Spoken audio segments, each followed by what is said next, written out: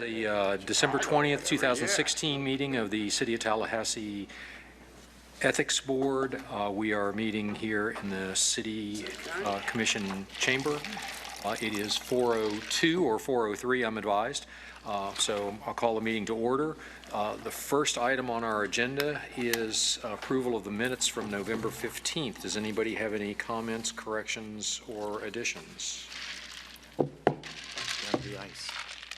So I think I'm going to take a double knock as a motion to approve the minutes, and I'm going to take a big nod as the motion by Mr. Davis and the second by Ms. Phillips to approve the minutes that are in front of us. All in favor say aye. Aye. Aye. Opposed, like sign. The minutes are approved. I am now going to recognize Mr. Friedman quickly for an announcement. Yeah, my announcement is that due to some family issues, I'm going to be resigning as of March 1st, which I hope will give the board sufficient time to locate my successor. And about the only thing I would say is I think it's been a great board, and I look forward to, continuing to hear the good work that everybody's doing. I think sometimes the best thing may be what's not apparent, and that is that the deterrence, knowing that we're here, may in fact do more than any enforcement we'd ever, endeavor to do. So with that, all I say is thank you to our chair, board, and our ethics officer, all of whom have been just terrific to work with. Thank you. Sorry, and our attorney. I beg your pardon, I was looking wrong. With that, I'm going to ask Ms. Meadows-Keefe if she would remind us what our, since Mr. Friedman is one of the board appointees to the board, if you would remind us quickly of what process we'll be going through over the next couple of months to fill that vacancy. Yes, Mr. Chair, thank you. We do, through our bylaws, have a process that works in this situation. I have already advised the Treasurer Clerk's office of Mr. Friedman's letter, and what will happen is that there will be an announcement on the city website, and we can probably get a press release done as well that there'll be a vacancy. Applications will get received, will be reviewed by the board, and we can decide the mechanics of that. If we're going to have a committee of one that perhaps narrows down, the board will then meet in a public setting to discuss those applicants, and it may take the January and February meeting, but we will have someone in place for the March meeting. Can we reasonably expect to have applications in hand by the time of our next meeting on Tuesday, January the 17th, or is that too quick? Well, I don't anticipate that we'll have too much of a delay in getting an advertisement placed on the city website. Whether the board on January 17th is satisfied with that number of applicants, in the past sometimes you look at them and you'd go, I'd like to have more of a pool, then you can decide if we want to extend it to the next meeting, but then we'd be definitely having to make a decision in February. Okay, and we've talked before, so we'll have that bit of work to do in January, and Mr. Friedman, I fully expect your participation in helping us replace you, well, helping us find someone else to sit in your chair. I'm not going to suggest that anyone can replace you. Never. That's the reason I wore this tie. That is quite a tie. And I would say, I think the board's had discussion about fewer lawyers and diversity. So we've got two things that would be nice to have is someone who's not a lawyer and a diverse, someone that's going to represent the community. Right. So be thinking about those of you who going to come to Mr. Ochitayo in a moment. Those of you who will be here, be thinking about that a little bit before January. We'll see what we have in the way of applications, and then we've got a pretty specific time frame. We could go, a month or so with a vacancy, but I would like to not go much farther or personally, I would like to not go much farther than that. So we can decide at that point what we want to do. If we all look at the applications and think there's a standout, then we can do that. Or if we think that we want to ask staff to narrow it down to the top 2 or 3 people, or we want to narrow it down to the top 2 or 3 people and ask staff to go back to those people and do some work in between meetings, we can make those decisions in January based on what we have before us. Mr. Ojitayo, I'm going to talk about you for a moment because I see that you are all choked up and not quite ready to speak at the moment. That's later. Huh? That's later. Oh, is it later? I'm sorry, I take it back. You were not recognized. Saved by the bell. Saved by Ms. Meadows-Keefe. That'll put us on item 3 on our agenda, the ethics officer. You've got a complaints, budget, our monthly report, which is on several pages in your materials. So, Ms. Meadows-Keefe, you're recognized to go through all of them, although at the end of each piece, I'd like to stop for any questions. Okay, so for December, you will see, as usual, my activities for the month. One new thing, I won't say a new thing, but a novel thing I did is I'm always trying to get ideas of how education is done in different settings for different individuals. So by use of the Florida Channel live stream, I attended and they do call it ethics training in the legislature, for the new freshman representatives. And then, as we've talked about, the new House rules the speakers put in place. So I listened to the educational pieces on that and came away with some wisdom. The trainer or the educator for the new legislators did a thou shalt not list. I don't know if that's always the best, but he didn't have much time, so he did a thou shalt not list. Recommendations I can make for folks that are receiving training is to not ask specific questions about your personal issues in a public training, and to receive it as a hint if the trainer says, "See me after the meeting." And if they say that once, twice, 3 times, you might take that as a hint. I did notice that. So they will, I guess, learn with time that staff is there to serve them. There has also been, there was a community forum on the local economy.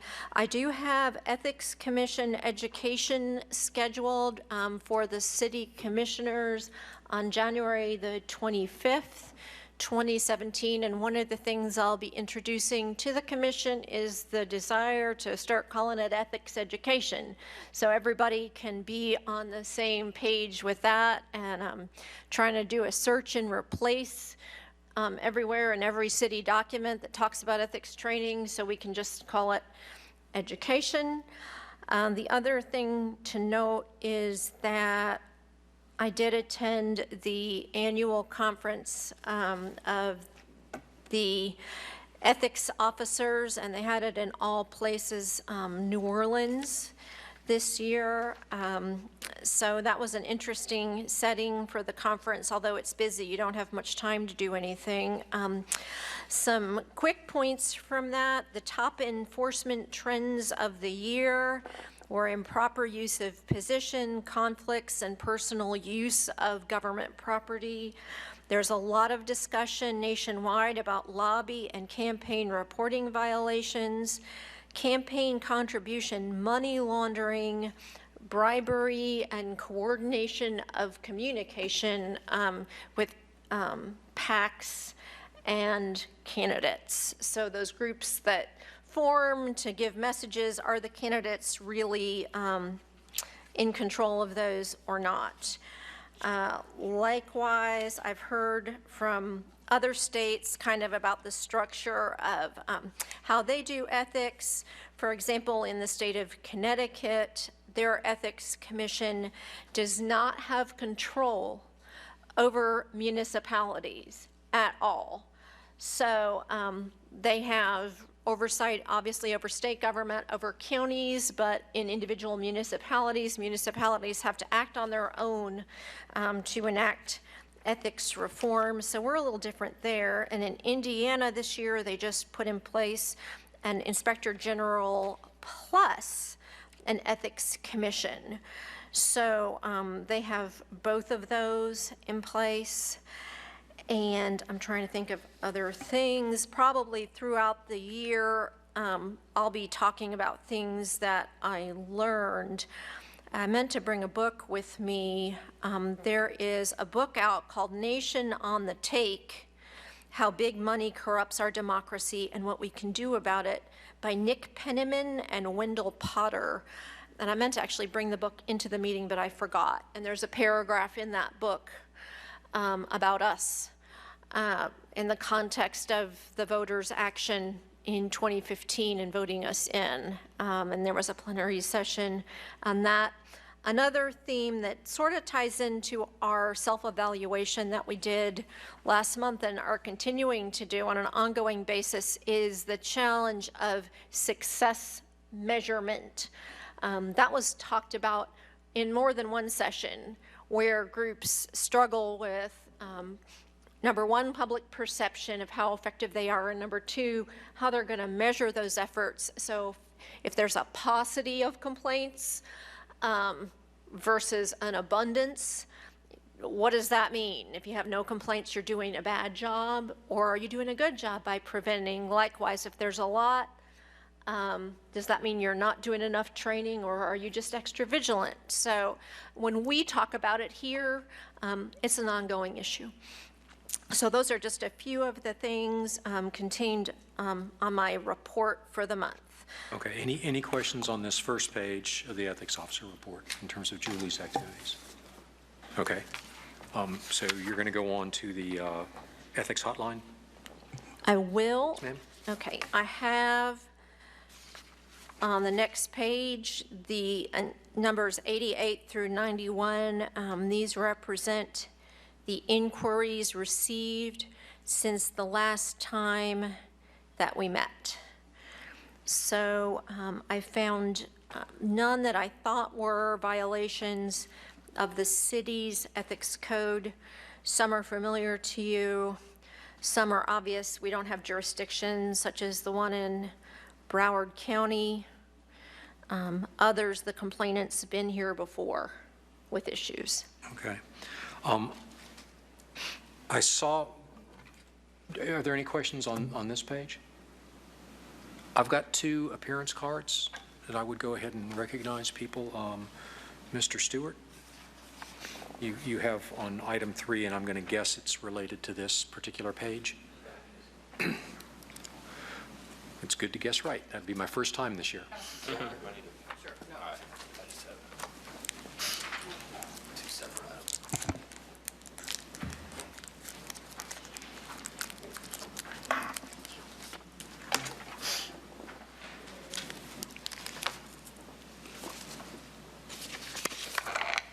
Steve Stewart, 3048 Waterford Drive, Tallahassee, Florida, 32309. I'm here to discuss an item that is on the, I guess it's on the spreadsheet that the ethics officer keeps every month on items, and I don't remember what item number it is, but it has to do with the mayor's brunch. I'm with Tallahassee Reports, and I wrote a story back in February about, which is you have a copy of, I handed out 2 documents, about a concern actually with how the mayor's brunch was handled, and the story is there. Basically, the concern is, in this article that is laid out, is that a city vendor is providing a brunch for the mayor of Tallahassee. We were able to find out that the brunch costs between $15,000 and $25,000. I had thought that this article would gather some attention of the ethics board or the ethics officer, but it did not. And so what I did is I had called Julie and asked her to look into it. I guess a formal complaint I just did over the phone, didn't file any paperwork. I think that what you have in the document there is a resolution of that. Full disclosure, I talked to Julie today about that, had a good discussion. But I wanted to, was not completely happy with the way it was disposed of there. because I think that there's much more to it than what was there. And as Julie and I talked, we pulled back the onion a little bit and got into it. What is happening is that the state law says that a lobbyist or a city vendor cannot give, or an elected official cannot receive a gift from a lobbyist or a vendor. For the purposes of this, Mr. Pittman, who sponsored the brunch, was both a lobbyist, a registered lobbyist with the city, and is a vendor. What happened was a brunch was sponsored and advertised as the mayor's brunch, Andrew Gillum, and I guess they invited African-American legislators to welcome them here when session started. This has been going on for a number of years. It has always been a concern of mine because of what I view a violation of the ethics laws. Nobody ever did anything about it. Obviously, you were created a couple years ago to address things like this. So what I'm here to do is to ask you to, look at the ethics laws and exercise your independence and address the city commission with this. If you just think for a minute what we have going on here, a vendor is spending $15,000 or $20,000 to provide publicity for a mayor, a sitting mayor, who 2 months earlier voted to give this vendor a contract that was no bid. I don't know how much clearer that can be. If that's not a violation of anything that we have purview over, then you might as well just sort of disintegrate, because that is what you're here for. Let me give you another example. Does this mean that a vendor can throw a party and give a city commissioner the ability to sponsor this party and talk to developers who donate money for campaigns? To me, again, I'm disappointed that the story in February did not reach a level to where it would have been addressed. So I am here today asking you to look at this. I have printed out a recent ethics opinion from the Florida Commission on Ethics. And the only reason I handed this out was to, if you look on page 2, it is very clear that a reporting individual, which is a city commissioner, is not to accept gifts from a city vendor or a lobbyist.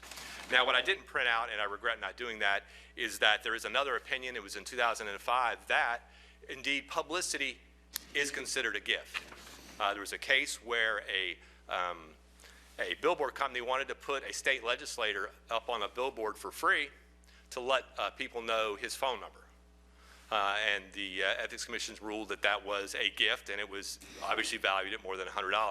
This is no different, and I think that the idea that just because this has been going on for the last 7, 8, 9 years, that it is time that again, you exercise your independence, and this is the reason you're here, and publicly tell the city commission to stop doing this and to understand that vendors can't be giving gifts or publicity, and this is a serious money. For the mayor to get that kind of publicity would have had to spend $15,000. If he wants to welcome legislators, they can have it here, and it can be a city function. So anyway, with that, I appreciate your time and look forward to your discussion. If you'd hang with us for just 1 minute, Mr. Ojitayo. I'm just trying to understand here. This event is titled the Mayor's Brunch, right? Right.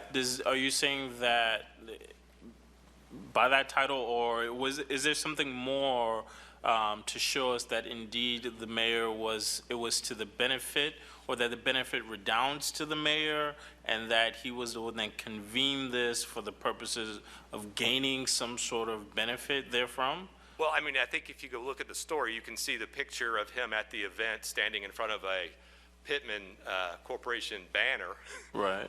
Giving a speech. So this was not a city-sponsored function. And so, again, you would have to, I think, the Commission on Ethics, and you would have to ascertain with a vendor spending money, again, that had just been given a contract, and actually the mayor's office is responsible for that contract. So that vendor was given a contract, and then the mayor was invited to a brunch that cost $15,000 or $20,000 to speak to 250 legislators.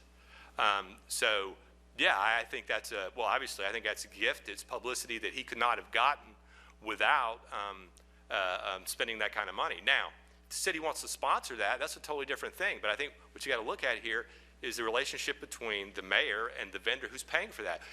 If this is okay, then vendors can start throwing parties for elected officials pre-vote and post-vote. Right, but I guess the issue is there's this other you want to call it a party. So there's the vendor, there's the mayor, but the people gathered are legislatures, right? They're not the public. So in terms of, I'm trying to understand how we're able to, I guess, define it as publicity that redounds to the benefit of the mayor, because the people that gather there are, it's not like they're business people, it's not that they are members of the public or that he's running for office such that he stands before them and gives a stump speech. These are state legislators that are gathered to hear from the mayor or what have you. So my thing is that what role is that gathered group playing here? Because if we do define them as members of the public that can in one shape or the other give a benefit to the mayor, then I accept the premise and I see your conclusion. However, I think there's a premise missing there before we reach the conclusion that this is a benefit that redounds to the mayor and therefore, is... Well, can I answer your question? First of all, they are members of the public. They do make campaign donations, and it's widely known that Mayor Gillum has considered seeking a number of different offices. So I think that there's no doubt that there's a benefit. I'd love to have the year of 250 legislators that are head of committees. And so I think there's no, for me, again, but I understand your question, that there's no doubt a benefit there. If the guise is to welcome legislators, which is what it was, the city can sponsor that, and we can do it as a full commission and not just as a mayor. Yeah, I think that trying to ascertain fact right now doesn't make a whole lot of sense to me. I think what we need to do is probably look at this thing, legally determine what exactly is permissible and what is not, and then go out and do some fact-finding based upon the legal opinion. And that would be what I would propose as a motion, that we look at this. I think first thing we need to do is have our attorney take a look at the supposed, the allegation on its face, determine whether or not there's legal sufficiency to move forward. And if there is, I think at that point we best retain an investigator and take a look.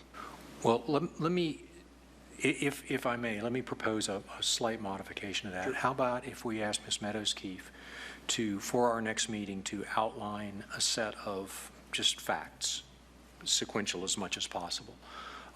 Since this is a multi-year thing, obviously this happened last February, so it's not like, if we don't crush it at the next meeting, it's, we're not under that kind of pressure. And she can show that to Mr. Currington, and then at the next meeting we can come in and take a look with a little bit more ability to see what happened. I get Mr. Ojitayo's point that if it was just, was it the Black Caucus, I think was what I had heard. It's black legislators. I don't think it's all the legislators. Okay, so whatever the number of people is, I get the point, if they're all from out of town, how much publicity is that? And I would say, your point about the 2005 State Commission on Ethics opinion, there also are a series of opinions that I think might conceivably be relevant on public service announcements, where various legislators and other public officials have been, they record something for their local airport or whatever, where the commission is kind of opined about getting your name out being a gift. And so we might also get summaries of those, Ms. Meadows-Keefe, just so you have a happy holiday. Get summaries of those in front of the board at the next meeting, so we can be advised by that. Mr. Friedman. Yeah, and I would like our ethics officer to contact Mr. Stewart and see if there are any additional facts that are not in this single sheet that he can contribute in order for us to have as much as we can as a starting point. Sure. That makes sense? Yeah. I think if we can do that. Is that okay with you, Mr. That's fine, Stewart? I appreciate that, yes. Because one of the things that's going to happen, I understand your position and the position of a number of people that this board ought to be doing some things that we are not doing or have not done, but we also are limited by the charter that says our jurisdiction is bounded by the ordinance, and the ordinance is some people would argue is too narrow, which is what we spent a bunch of time on last month, and we're going to come back and spend most of this meeting on. So this will feed into, when we get to item 9, and I actually have an issue I'm going to raise under item 9, this is going to feed back into that. Right. For ways for us to make, because another thing that says in the charter is that we have the ability, even if there's not an ethics violation, we have the ability to make recommendations to the City Commission concerning future actions, whether they're needed ordinances, changes to the charter, or just their kind of operating policies and procedures. Right, and might I add, and that's the way to go. You don't want people having to go, get a notary public and file a ethics complaint. You're trying to catch these things and let people know recommendations that this shouldn't continue because of this. I mean, this is the way I would hope this is supposed to work, so it's not as formal, but at the same time puts people on notice that these are being looked at. So anyway, well, I appreciate your attention to this. Thank you. Good question. Yes, sir. Mr. Davis. Mr. Stewart, do you know if other city commissioners or city officials attended this meeting besides the mayor? I go from recollection because when I wrote the article, I did talk to some other city commissioners that I believe I think maybe there was one that attended. There were others that didn't for other reasons. But the thing I tried to verify was if this was a city sanctioned function, which I determined it was not. Okay, thank you. Okay. And Ms. Phillips, I believe you had your eyebrows up. Right. Thank you. Mr. Stewart, I didn't see you at the last meeting, so I don't know if you've read our minutes or anything, but we have a committee of one where that individual is responsible for certain responsibilities that relate to what our referendum, the amendment is. So the one that I'm aware of and have worked with is the procurement division, and just this last month, and I was going to put it in the minutes anyway, but this is a pretty appropriate time. Last month, they actually officially implemented a conflict of interest form for all proposal evaluations, completed the vendor ethics guide and added it to the website, and improved the informal quote process to bring additional awareness to ethical standards in obtaining sources. So that things like that will help. I mean, it won't necessarily stop people, but this is an awareness and a prevention, hopefully. So if you're aware of any policies and procedures that you think, might be, we should look at, I'd like to know what those are. Yeah, I appreciate that. And again, I'm not sure, I would love to have, I'm stretched a little thin on doing things, but press release, was that in a press release? Because I would love to write about that. I mean, I'm always looking to talk about things that are done here. In terms of, so I think we're, again, I was part of the process that created this, and I want this to work. And it's, so this is, I think, a perfect example. You're not seeking somebody's flesh. You're looking to iron out things and make recommendations that this doesn't go on. Now, on the cynical side, I will tell you it's been going on for years and nobody wanted to do anything about it before you were here. Okay, so that's what I'm hoping, that we'll get a little bit more validation of it. Listen, this needs to be looked at. So I appreciate that. Thank you. And Ms. Meadows-Keefe, just since you've been involved in this more than any of us. I would just reiterate something I said to Mr. Stewart, and I just want to make it clear that we have a complaint intake process that we use, and it's very clear. You don't have to notarize anything. You don't have to use a specific form. You can call me and email me. I mean, there's no specific format. What we don't do is scan newspapers of any kind, regardless of which it is. And the board members aren't always getting board or news clips from us. So if someone like Mr. Stewart or anyone in the community reads something that they're troubled by, all they need to do to make some kind of inquiry is to forward the article. That is all that's required. So the issue that nothing was acted on based on the news item, it's because the news item was not forwarded, and I don't typically scan news items and forward them to board members. So it's easy to make a complaint. Okay. Mr. Ochitayo? It's right here in your tracking report. Correct. Well, she's saying back in February. Right, because Mr. Stewart sent it to me this month. That's why it's in my tracking report, because he sent it to me affirmatively this month. And this goes to something that I think we'll talk about a little bit more under number 9, and that is, you know, how this board being proactive versus reactive, and what's the appropriate balance between those two things. Mr. Friedman. Toward that end, I'll tell you about a situation that I encountered when I worked in Hawaii. Among the things I handled counterintelligence, counterterrorism, and civil rights. And we had a couple things hit the newspapers that were pretty awful. One wound up causing a number of officers from the Pearl City police station to wind up being former police. And the reason they was because when I took over, we adopted a zero tolerance policy, which was we did scan newspapers and anything else. And I would maintain it would be best for this board to have our ethics officer, who's looking the other way, No, I'm looking at that. scan the newspapers and anything. It doesn't mean that stuff is necessarily accurate, because in my experience, an awful lot of news articles are not accurate. Well, let me do this. Because they base it on, wait a minute, Go ahead. on the best facts they have at the time, which may or may not be what actually is. But I think it would behoove us not to be surprised at a meeting with something like this if, in fact, something has appeared in a, publication that's circulated in town. Okay, let me suggest that when we get to item 9, you make that as a recommendation to put before the board, okay? Because we are still technically on your motion. Yeah. Which you modified, I did. And if that modification is Sure. okay, that we will have Ms. Meadows-Keefe and potentially Mr. Currington will have some information, some more detailed information for us to look at the next meeting.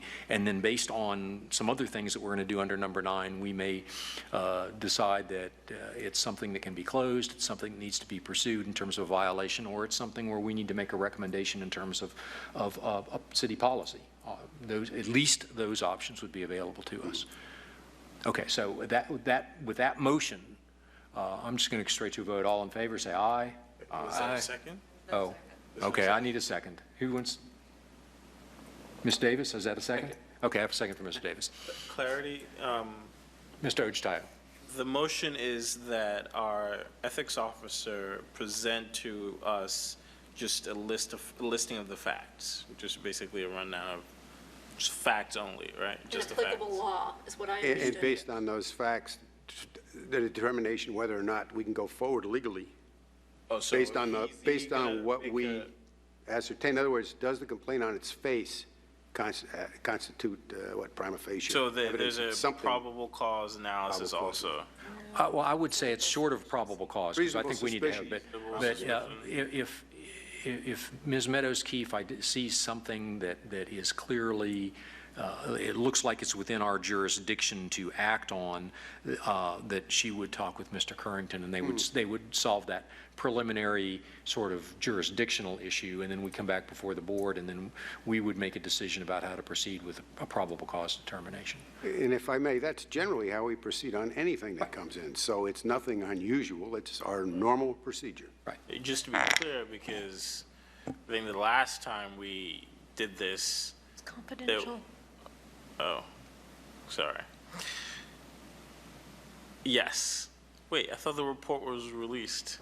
The last time we had it closed. The way that, if I may, Mr. Chair, the way the process works is, in a normal situation, we receive a complaint. I review the complaint. If I think the board, if I can't close it, if I think the board needs to have a legal sufficiency determination, we do close it. The complaint is confidential from the public, not discussed in public until a legal sufficiency determination is made. Once that happens, then it becomes public. Here, it's a little convoluted. Yes and no. I mean, the privilege would rest with the complainant, and the complainant has decided to do this publicly, so there is no privilege. Okay, but my point was really that in the last complaint, there was a determination made by our ethics officer about there was a threshold determination, right? There was, and we had talked thereafter about, the level of advocacy that we receive in, the recommendations that come from our officer. So I just want to be clear that what is coming to us is just the facts, and we make the determination whether to move forward or not. That would be correct. I would see Mr. Currington's role simply of being prepared based on the facts that Ms. Meadows-Keefe puts together, being prepared in that meeting to be able to answer questions without us, trying to guess what we might ask without us peppering him with things that he's never had a chance to think about. Okay. So he would be prepared at the meeting, but not necessarily have anything, any kind of written opinion for us, but simply be prepared for whatever sage questions we might have. Is this in public or in closed session? I think you're going to have to decide that based on what you see. I think as much as possible we need to follow our normal process. And I don't know that decision can be made, how public, whether we're going to be in a closed meeting. I don't know that you can make that decision until you have more in your hands. Yeah, and I mean, it would seem as if we followed our process, it would need to, in spite of the way the complaints or the issue's been discussed today, further discussion with this board on what I find out would need to occur in a closed session. The board would ask questions in a closed session. The board would make a decision about what it wanted to do. Did it find that it was legally sufficient or not?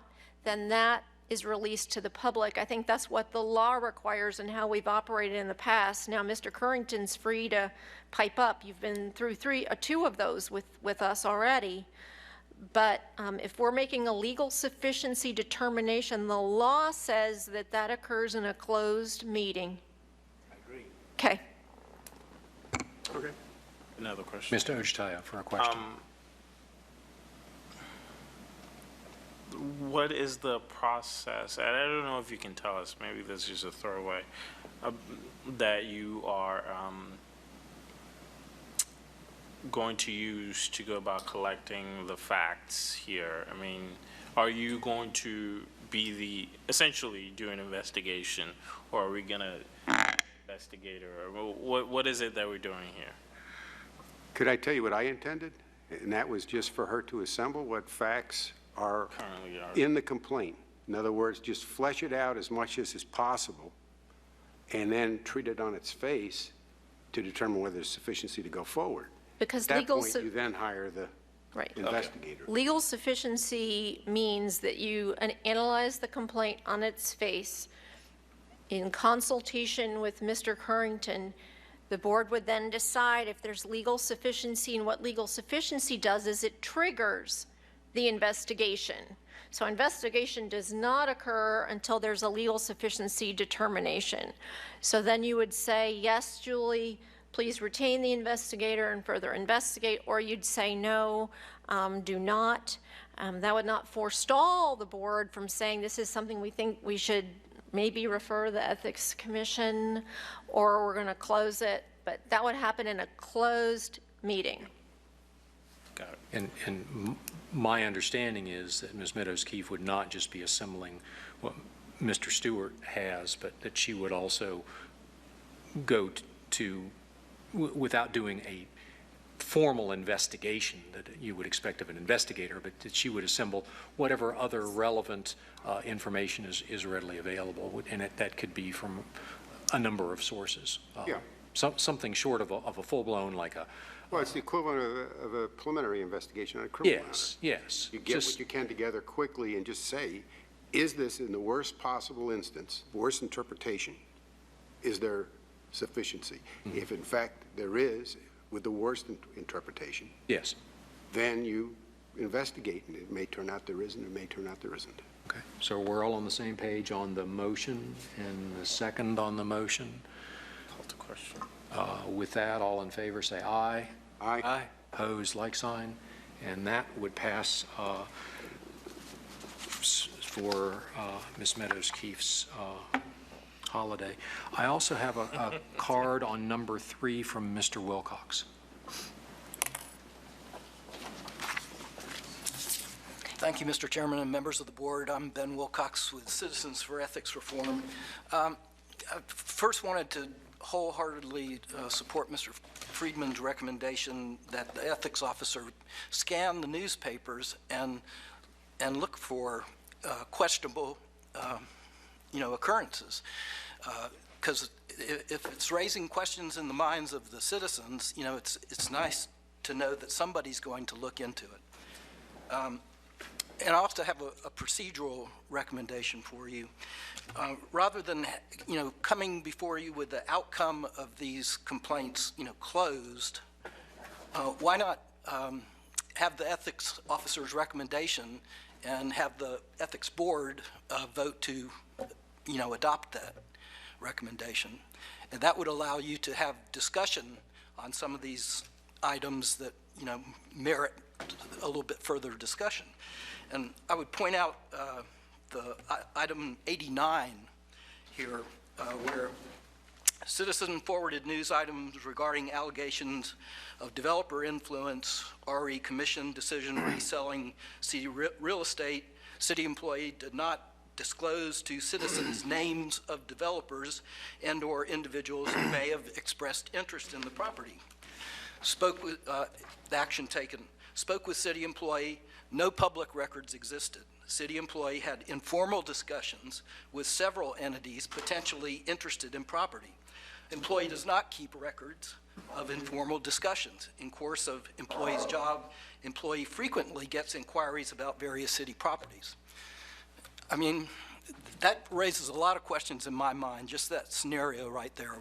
Why aren't they keeping public records of these discussions they're having? And it just kind of smacks of backroom, dealing.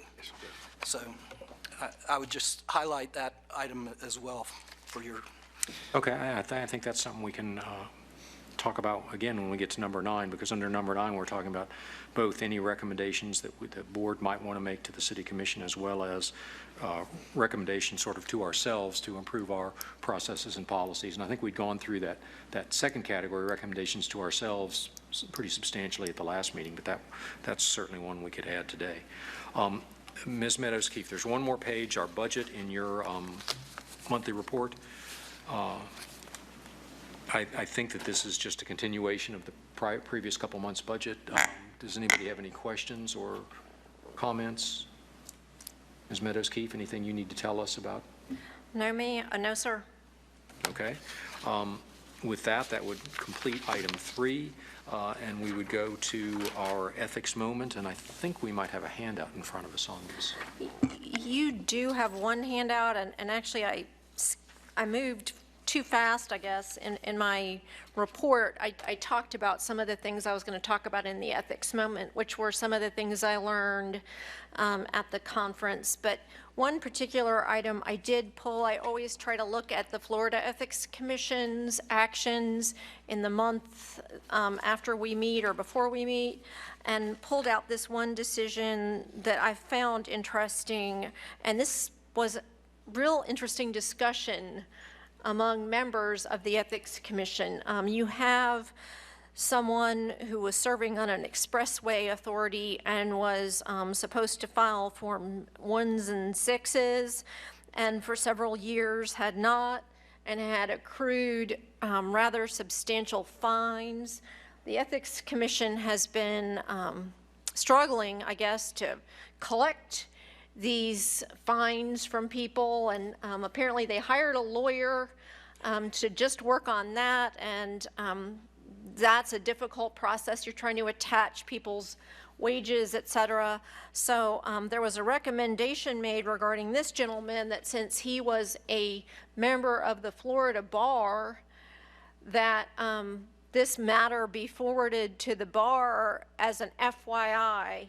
Not necessarily the bar could make him pay, but there's an expectation that if I'm a sworn member of the Florida Bar and I'm not filing a form that I'm legally required to file, the bar may be interested in that, and that a kind of nasty gram from the Florida Bar may motivate me to go ahead and pay that fine to get it taken care of. Now, there were members of the Ethics Commission who said they don't want to serve as a collection agency for fines. Then someone pointed out the bar typically doesn't get involved in these kinds of collection matters. It's only having to do with fees that are unreasonable or taking advantage of clients. But in the end, there was a vote, I can't remember, but it was a majority of people voted to forward this matter to the bar for their information and attention. So I'm not sure what the outcome will be, but I felt that was just something interesting, because there's always a matter of enforcement. Once you've levied the fine, how you're going to go about collecting it, and people aren't quick to pay. Right. As I recall, it's just in the last couple of years that the state law has been amended to give the state commission the ability to go after wages and other things. Prior to that, they just had to coerce you, whatever, into sending them a check. And the commission did not want that authority. As many of Election agency aspect. they did not want to do it, as was pointed out. So, but they've got it, so now they're trying to do it. Okay. So that's our ethics moment, Yes. along with what your prior report. Now, I have a report in front of me, this corporate political spending. That was a gift for you. That was. Oh, well, thank you. Am I the only one who has this? It was a report I picked up at the conference on political spending by corporations. Mr. Herring is free to share with the board members, but So it won't be a gift, it'll be, It's not a gift, it's a it will go in resource. our board library, absolutely. Okay, I will be the first to review that. That would move us to item 5, public comment on agenda items. I've taken the cards I have. I'm seeing nods that we're okay. Okay, no public comment. We have 2 bylaws. This would be our first review, so we're not voting on these today. We are simply looking at the edits to the bylaws, and we would approve these, if we don't make any further edits, we would approve these in January. The first one is Article 3, Section D1C, where we're training the word training to education, since the goal is to educate people on ethics rather than train them on ethics. And comments, questions? Okay, that would come up for a vote next meeting. The second item of the 2 is in Article 5A6. It's the same change related to the duties and responsibility of the ethics officer to educate people rather than to train people. Ms. Phillips? Good move. Good move. I see the nodding up and down. Outstanding. Item 7 on our agenda is and I saw from Ms. Meadows-Keefe an email that I assume went to everybody to kind of give us a heads up. We mentioned at our last meeting that our February, June, and September meetings in 2017, there's a conflict with using this room. We had the option of meeting in another room on our regularly scheduled time and date, but that would have meant that they would not have been recorded in the same way, and people did not much like that idea, so that meant moving our meeting dates. And Ms. Meadows-Keefe has done a chart with showing us what our limited possibilities are. If you want to walk us through that real quickly and see if we can at least make a decision for maybe February and June. Well, it would look like that your choices for February are Thursday, the 23rd, from 4 to 7 here in this chamber, or Thursday, the 23rd, from 11 to 2 here in this chamber. Likewise, for our February meeting. For June. For June. For June, yes, for June. Okay, what are the February dates again? There's only one date. It's the 23rd. Okay, then it's just a time change. Well, it's a date change as well, that normally we meet on the third Right. Tuesday. But both time slots, the 2 options Right. for Be the third February are both on Thursday, the 23rd. One's from 11 to 2, one's from 4 to 7. Correct. Does anyone have a preference, one way or the other? Ms. Phillips and Mr. Friedman. On the 23rd, February, 11 to 2, I can't attend the 4 to 7. Yeah, I would prefer the 4 to 7 time. I think it works better, and I think the public has kind of come to expect that that's when we meet. Okay, so Ms. Phillips just said she can't be there 4 to 7. Oh, she can't, I'm sorry, I thought you said she couldn't be there 11 to 2. No, she said that's what she would prefer. Oh, 11 to 2. well, then we... She's just speaking, Yeah, sure. she's speaking quietly. Sorry, I misunderstood you. Yeah, that's fine. 11 to 2? Mr. Davis? Yeah, that's fine with me. So and unless we make a change in January, right now, we'd be tentatively on the 23rd from 11 to 2 in this location. For February, and in June, it was June, what day in June? Hold on. I don't have the date written there, but that June date is the 22nd.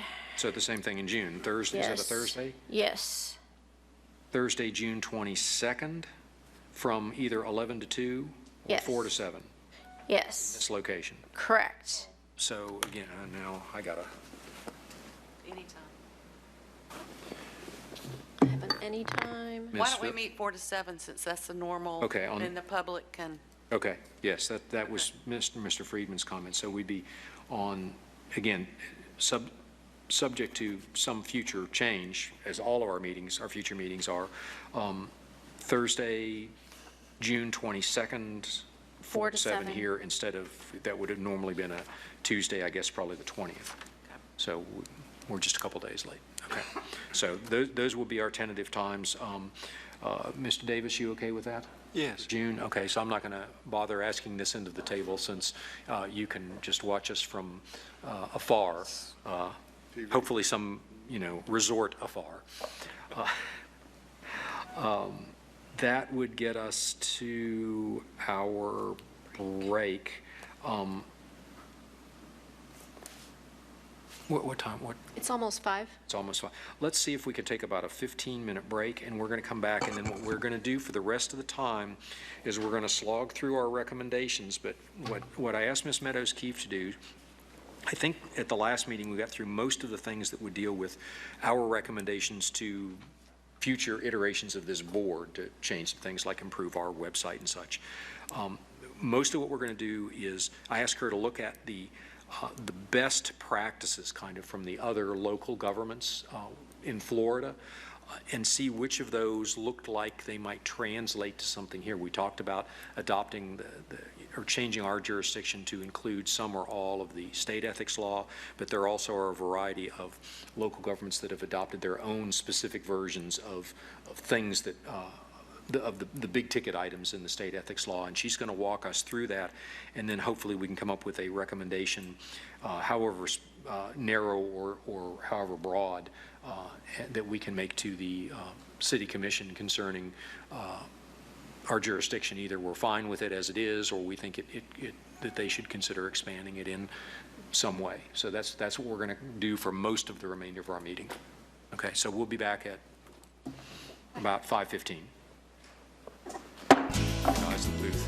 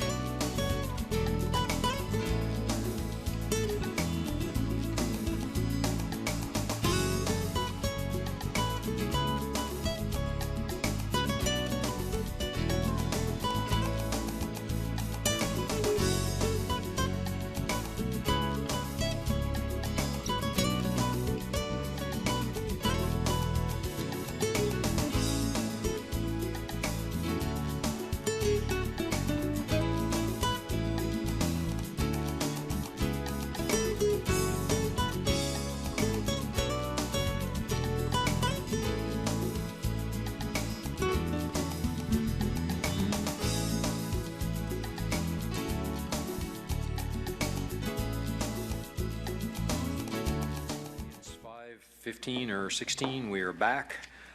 We are on this City of Tallahassee Ethics Board. We are on item 9 on our agenda. Before Julie starts on the, this is going to be primarily talking about things that we might conceivably recommend to the City Commission, but I do want to raise two things that were that have come up in this meeting from Mr. Wilcox about, and from Mr. Friedman about. I think from the last meeting we already have our recommendations to ourselves or to future iterations of the board. But I know Mr. Friedman expressed some interest in reviewing newspapers. Mr. Friedman. Well, I think that there's two approaches you can generally take. You can either wait till something hits you in the head, or you can go looking. And in my opinion, based on my experience working, we went out and actually sought cases. Anything looked like it was a possibility of violating the Civil Rights Statute, we investigated. What it did was it stopped us from being in a situation similar to what we encountered here before, that it was there before I got there, which was an enormous civil rights case welled up and the office knew nothing about it. Getting blindsided is never good.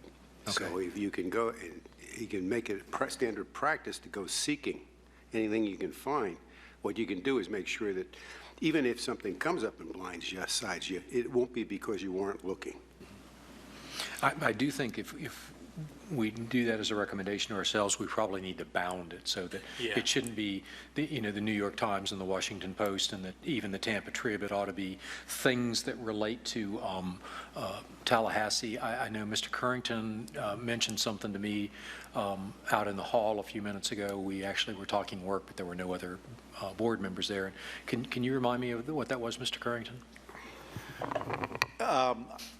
Yes, I guess I would be concerned a little bit about the limitless horizon for, I mean, there's probably 100 local newspapers and all that. Obviously, you could restrict it to North Florida newspapers or whatever. But I don't know where you go between a private publisher versus a blogger versus, and one thing I suggested possibly was when you publish legal notices, there are requirements. It has to be a week, at least published once a week. It has to be of general circulation, and I forget what they are, but that might be a way of.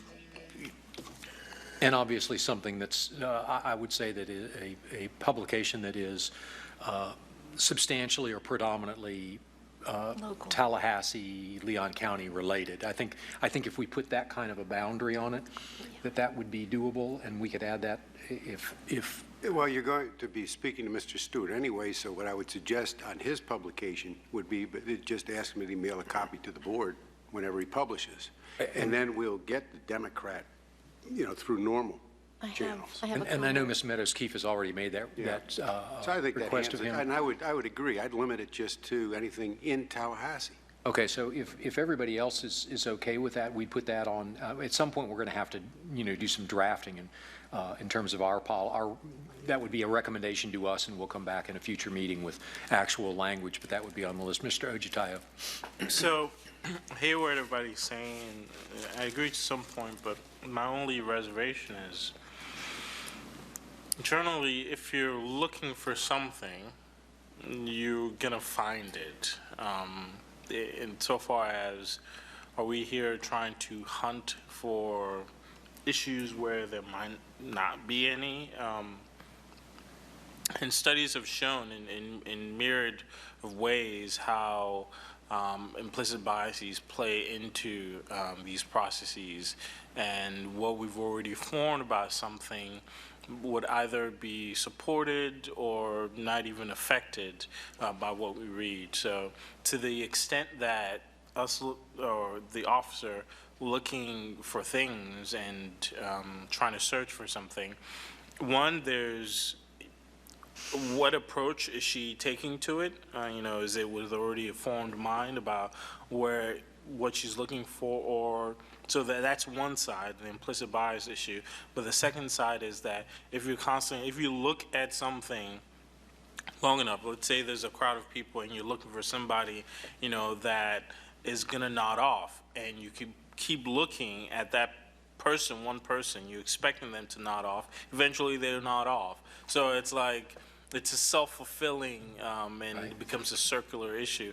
I don't know what parameters we put around it. I don't know what Idea about that. instructions we give to the officer, but I want this to be as just a neutral approach and to guard against those issues and those problems. Okay, Mr. Friedman and then Ms. Meadows-Keefe. I would have to say that, in my opinion, a generalized bias is a crock. If you would subscribe to something like that, there is no way that a building inspector can inspect buildings. There is no way that a law enforcement officer can enforce the law. If you're going and looking for something like that, you're doing it with an intention to do something that morally is reprehensible. I would suggest to you that this board is not looking at anything in that light. A specific bias towards something is wrong. Okay. But looking at the newspapers to see if there's anything that might be something that we ought to, in order to exercise our responsibility to handle, to do that is, I think, frankly, I think it's good policy. Ms. Meadows-Keefe, since this would fall initially on you, comments? Well, I have a suggestion, and that is just that the city does have a news clipping service, and most of us working here get those clips. And if you've worked in a government agency, you've been the recipient of clips. And my intention is to basically, if y'all are asking me to do that, I'm going to be looking at news clips.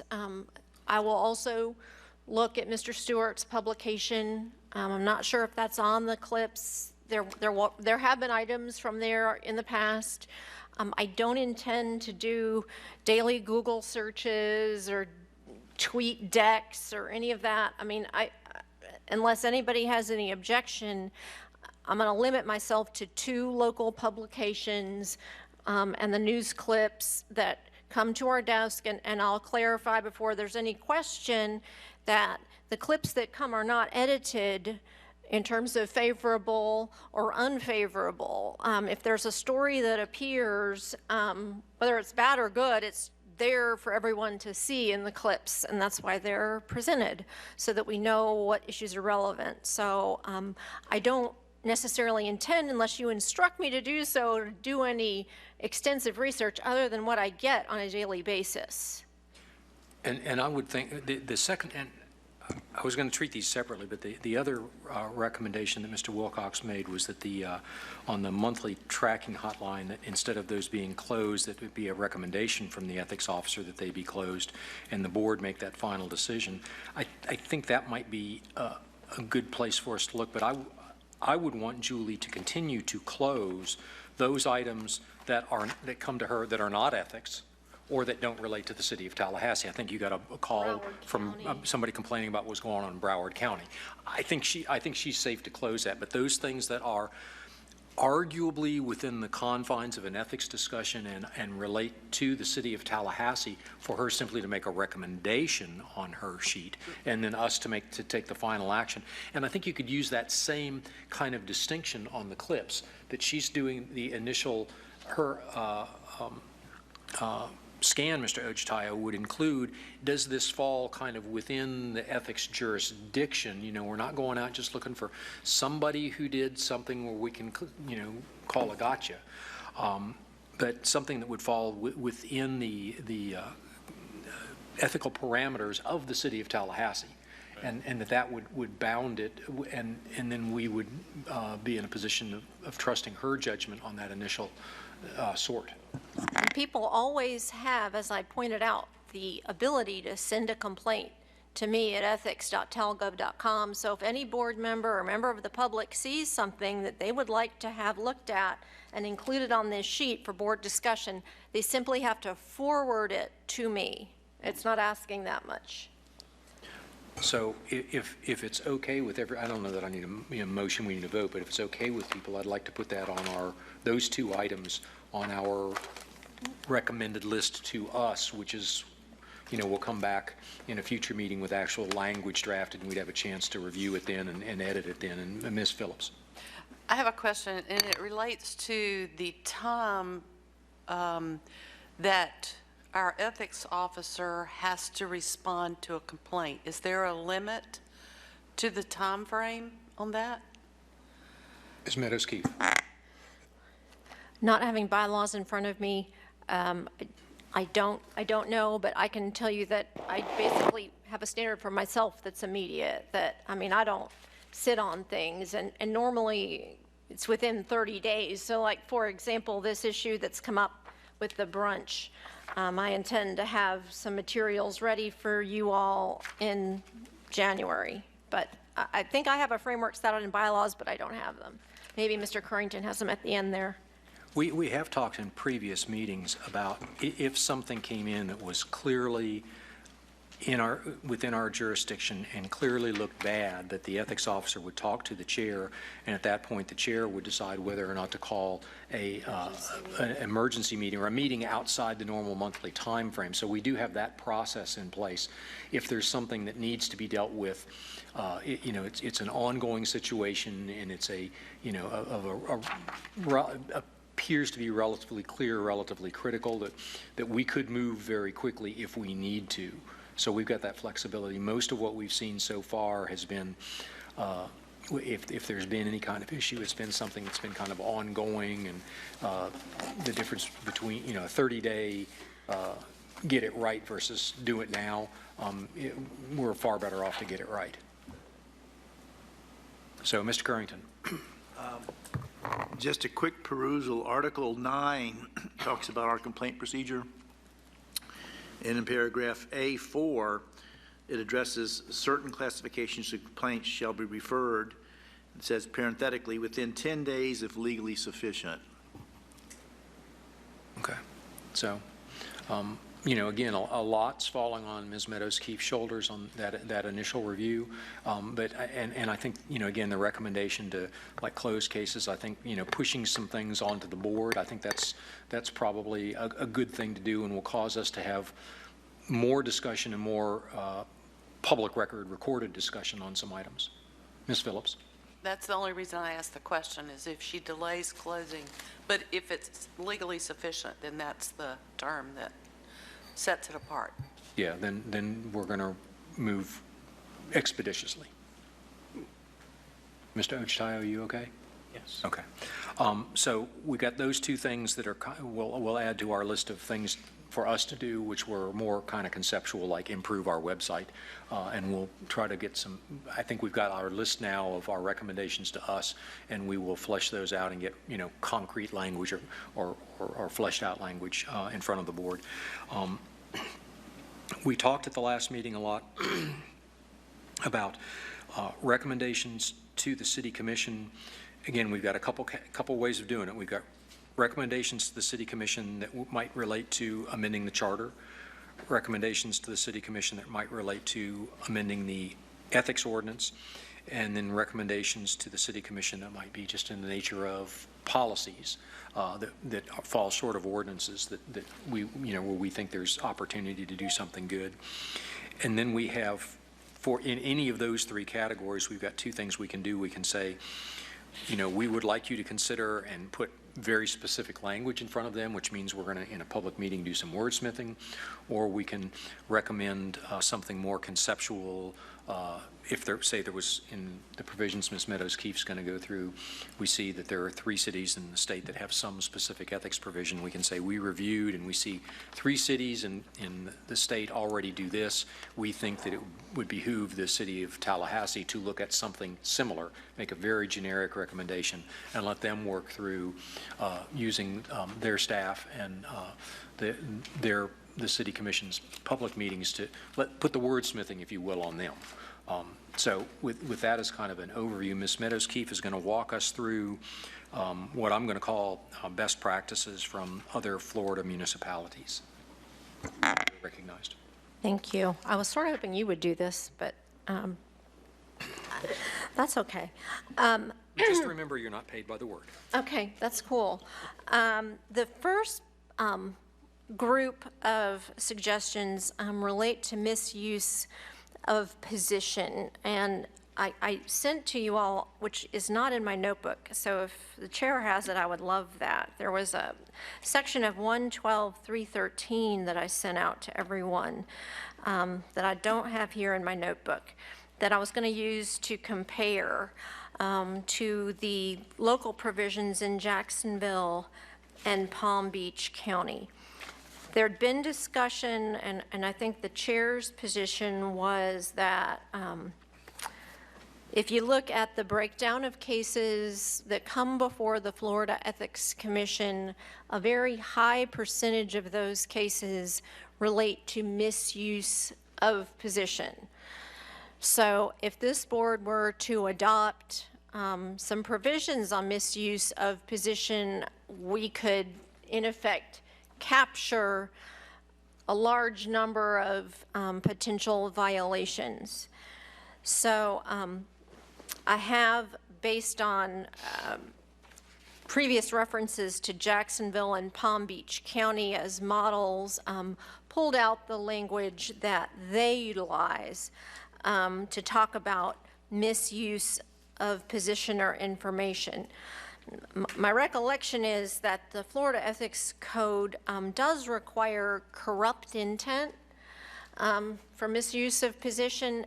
That's a difficult threshold to meet, which has been pointed out.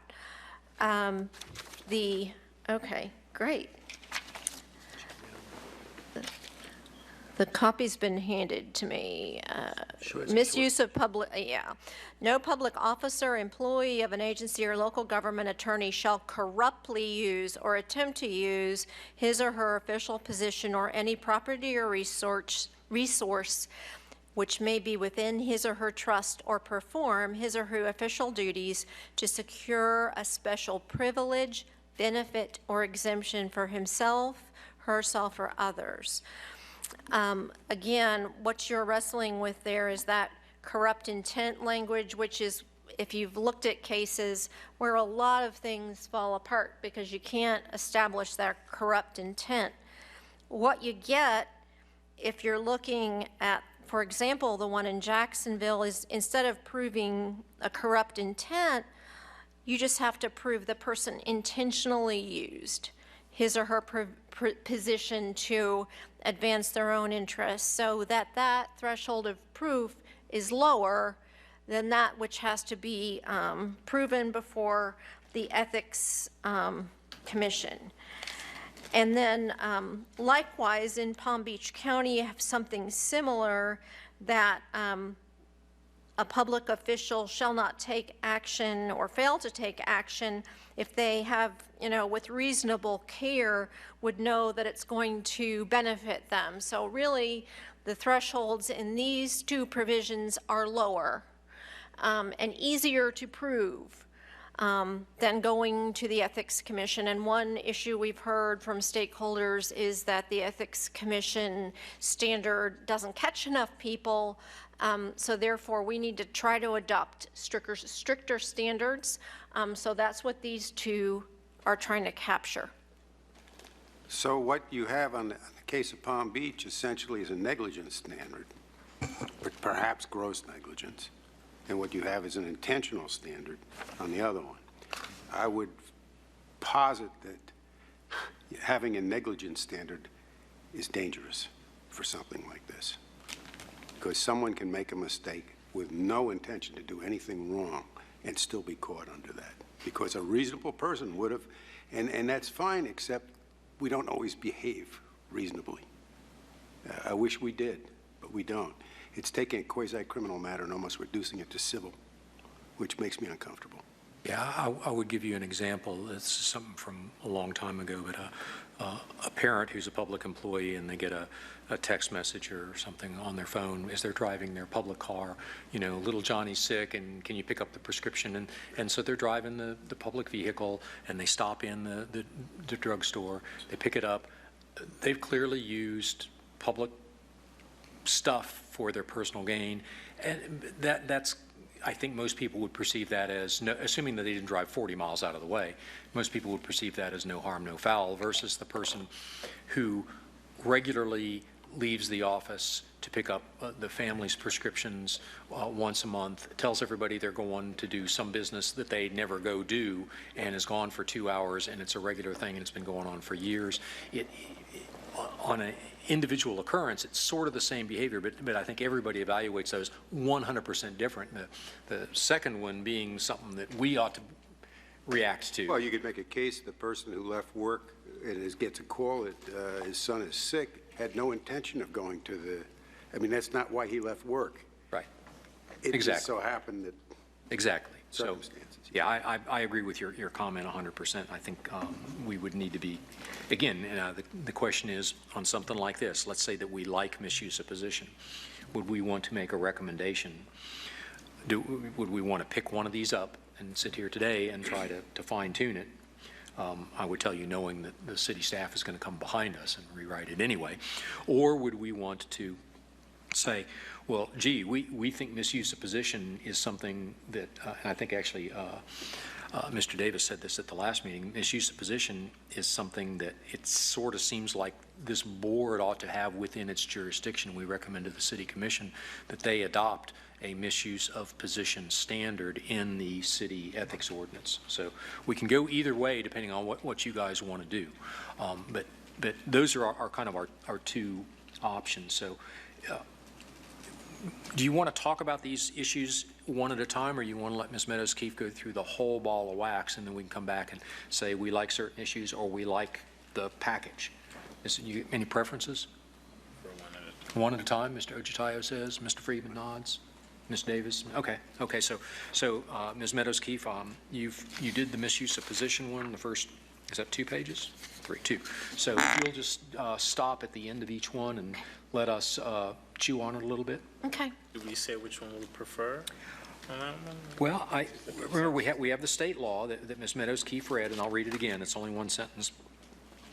No public officer, employee of an agency or local government attorney shall corruptly use or attempt to use his or her official position or any property or resource which may be within his or her trust or perform his or her official duties to secure a special privilege, benefit, or exemption for himself, herself, or others.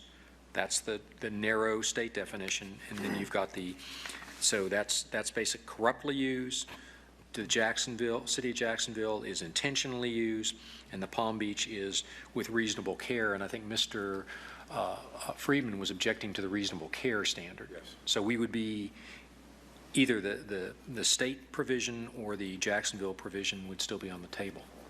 And then in Palm Beach, I just noticed, they do talk about corrupt intent, Way at the bottom. and they do define it a little differently than they do in the state code. They actually add some additional language to define what corruptly means. They go beyond wrongful intent and Okay, so- add some additional language. I see your point. Palm Beach has the A provision and the B provision, and the B provision is more like, so I think we would rule out A. So we've, Why? Why are we really? There's, I think it's a lesser included offense. That's the way I look at it. So there's misuse of public office, so it's a lesser included offense, which means it's a lesser, burden of proof. And then corrupt misuse of office is a higher standard because it comes with a greater penalty. So it's like murder 1 versus murder 2 or right, something. right, right. Mr. Mr. Chairman, Davis. looking at the Florida Ethics Code provision, chapter 112, 313, I assume that chapter defines corruption. I don't believe that it defines corruptly. But do you know if any case law I interpreting think that statute defines corruption? I think the commission has some opinions out there. I can't, off the top of my head, I can't tell you specifically, but I know they have dealt with, and that language actually has been changed within the last few years. And the commission it's been very fact-specific. But I can't give you more, I can't give you any definition that they've used, I just don't remember. I think they've adopted that wrongful intent standard in their language. So in this situation, Palm Beach may have adopted the state code, because I know in the cases I've read about corrupt intent, you have to prove a wrongful intent. It's not just something that's accidental. You have to have a wrongful intent when you execute the action. May I? Mr. Ojtayo? Chair, I like the Palm Beach County. Okay. I think it's detailed. I think it lays it out. It's clearly, and it gives the board options in terms of what to pursue. You know, if something comes up, so you can either prosecute it under a corrupt misuse or a lower misuse of public office charge. And so because of that, because of the options it does allow and the detail contained therein, I would adopt the Palm Beach County prohibited misuse of position language. Okay.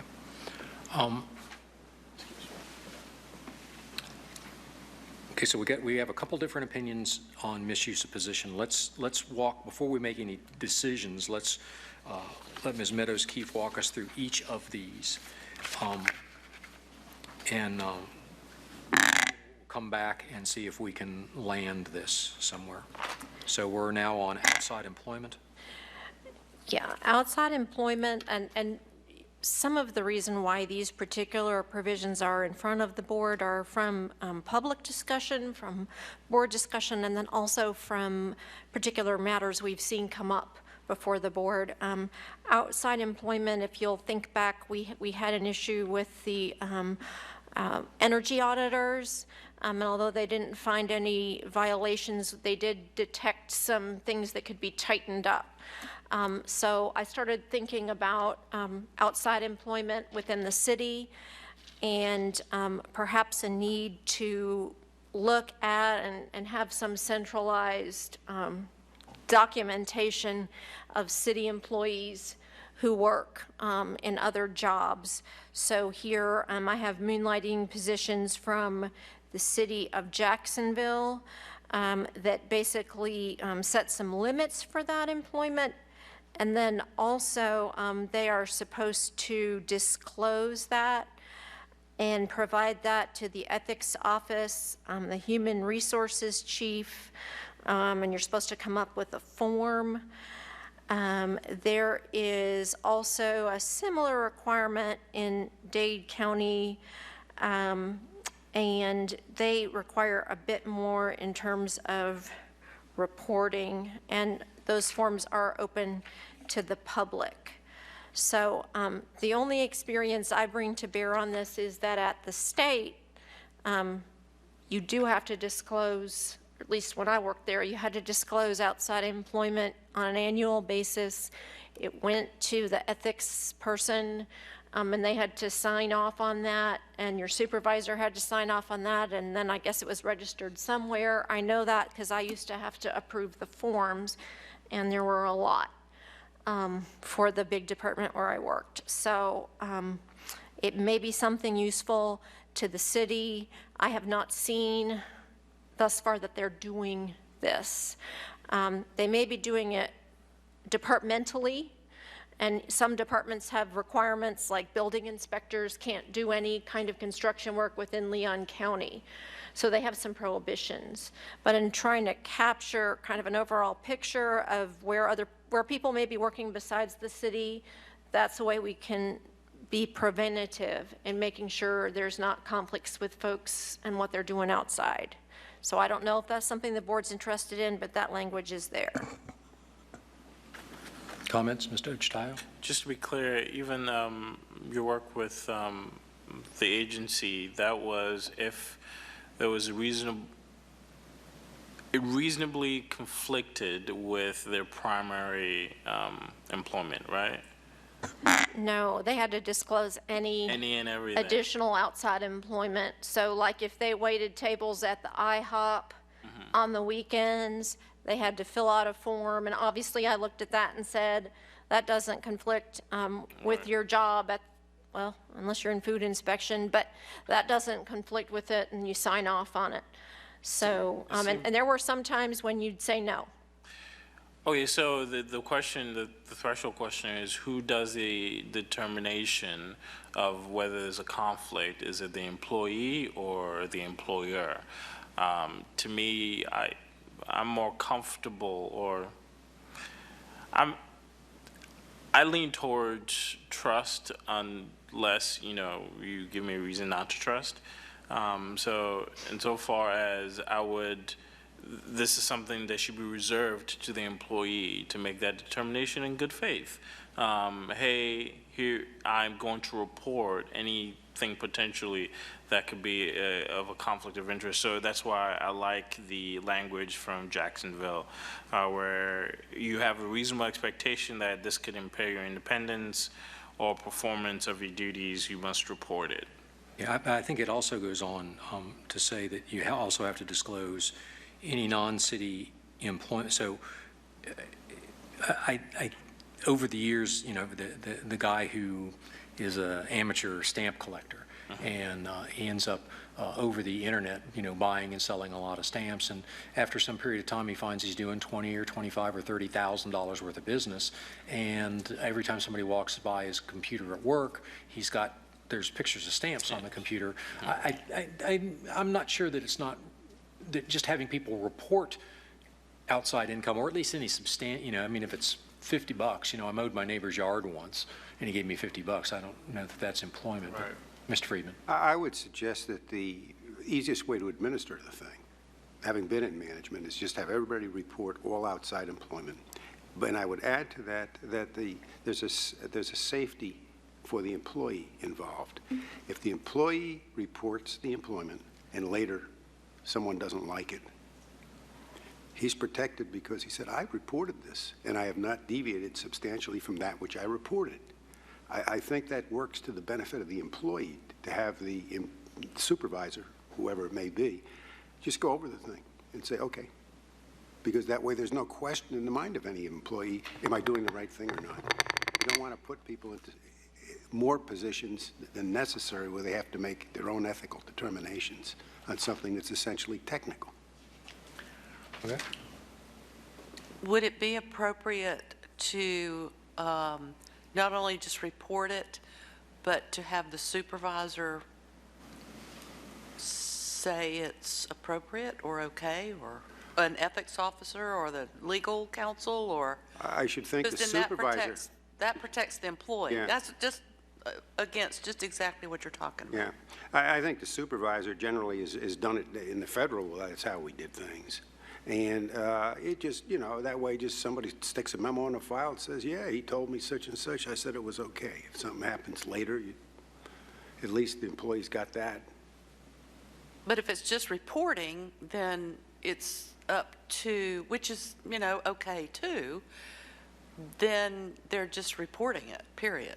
So you'd want to add something that basically says it's a supervisor's responsibility to review these, or it's a responsibility of some supervisor in the chain of command to review To review these. it and document it, yeah. Yeah. Right. Sounds good. All right. Okay. For me. So as I understand it, just philosophically here, it would seem as though we are accepting that it's a reasonable burden on you if you choose to work in city government, that making these type of disclosures and requirements and filing these forms is a reasonable burden you should expect For a public employee. if you choose to work in city government. Okay. And again, I think where my concern comes on that front is there's employment and there's employment. I do things as a hobby that, I may spend $5,000 a year on my hobby and make $150 a year on my hobby. Is that employment? I would like to be able to argue it's not. But by the same token, I know people who have hobbies where they make more money on their hobby than they do in their regular job. And I'm not quite sure how you get to that point, Mr. Freeman. And I'll give you a case where something happened in this county, where some of the fellows who were working on vehicles stole the stuff they needed to do the work privately, and were using tax-paid, tools and stuff to make money for themselves. And I mean, if they had reported what they did, I mean, that they were doing stuff and tools started disappearing, someone would have looked and said, this guy says he's doing repairs, tools are disappearing. So, I mean, that's what you're talking about there. Now, the other side,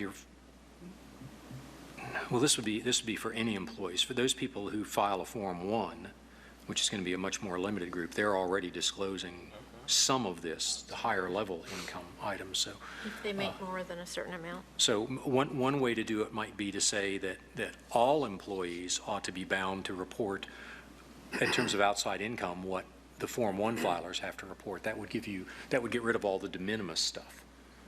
Yeah, That might be a Yeah. way to, if somebody's got some little thing and they're making a couple $100 a year, and they're doing an hour on the weekends, and assuming it doesn't clearly conflict with their job, that's a whole nother standard. Okay, moving on. Lobbyists is next on, is page 4 on your list.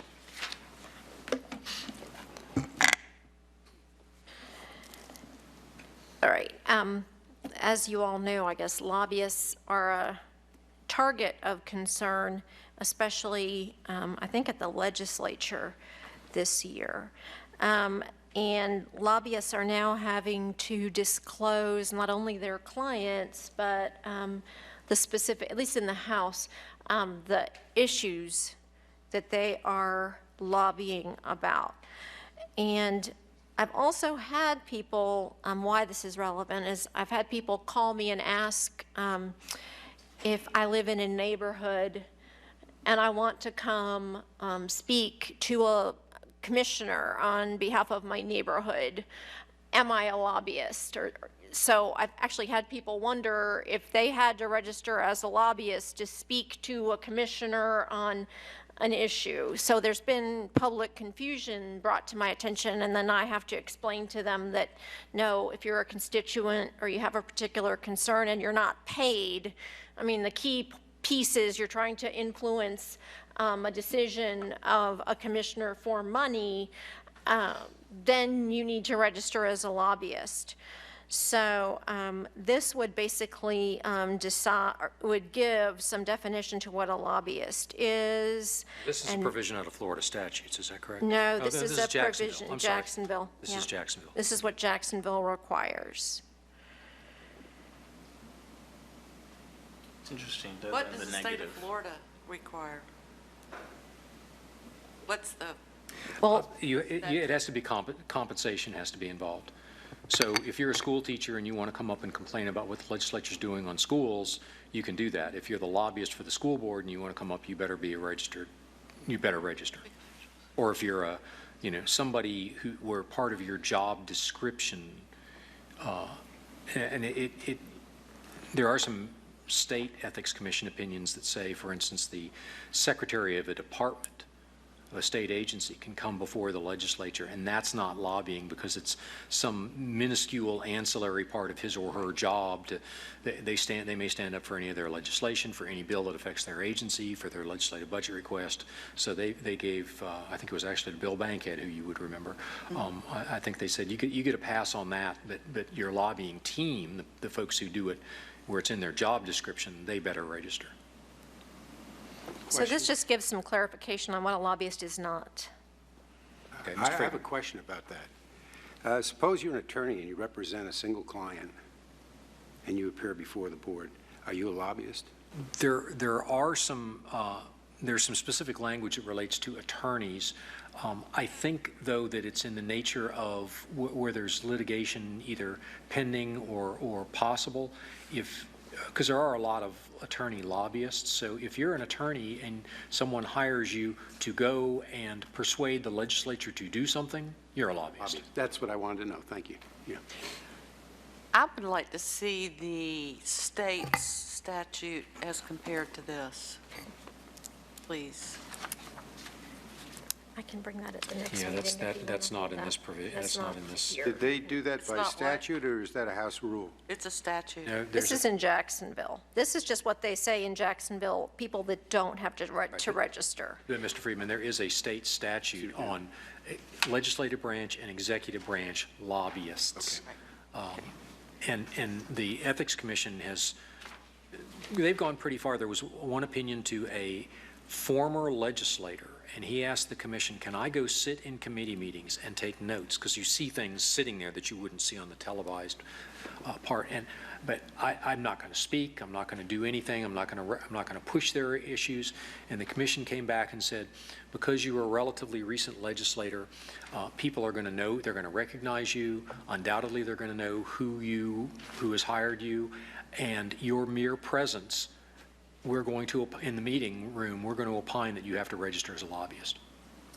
So they've been, the state commission's been pretty protective, I think, of that term when compensation is involved. Anything that you would do, including sitting without speaking in a committee room that might be perceived as promoting or affecting legislation, they're going to call, if you're paid, they're going to call lobbying. And I'll point out, just so there's no confusion, that the city already requires lobbyists that lobby the city to register. So we already have provisions that require you to register as a lobbyist and disclose your client.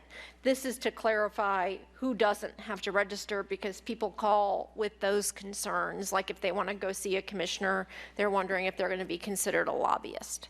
That's what this is for.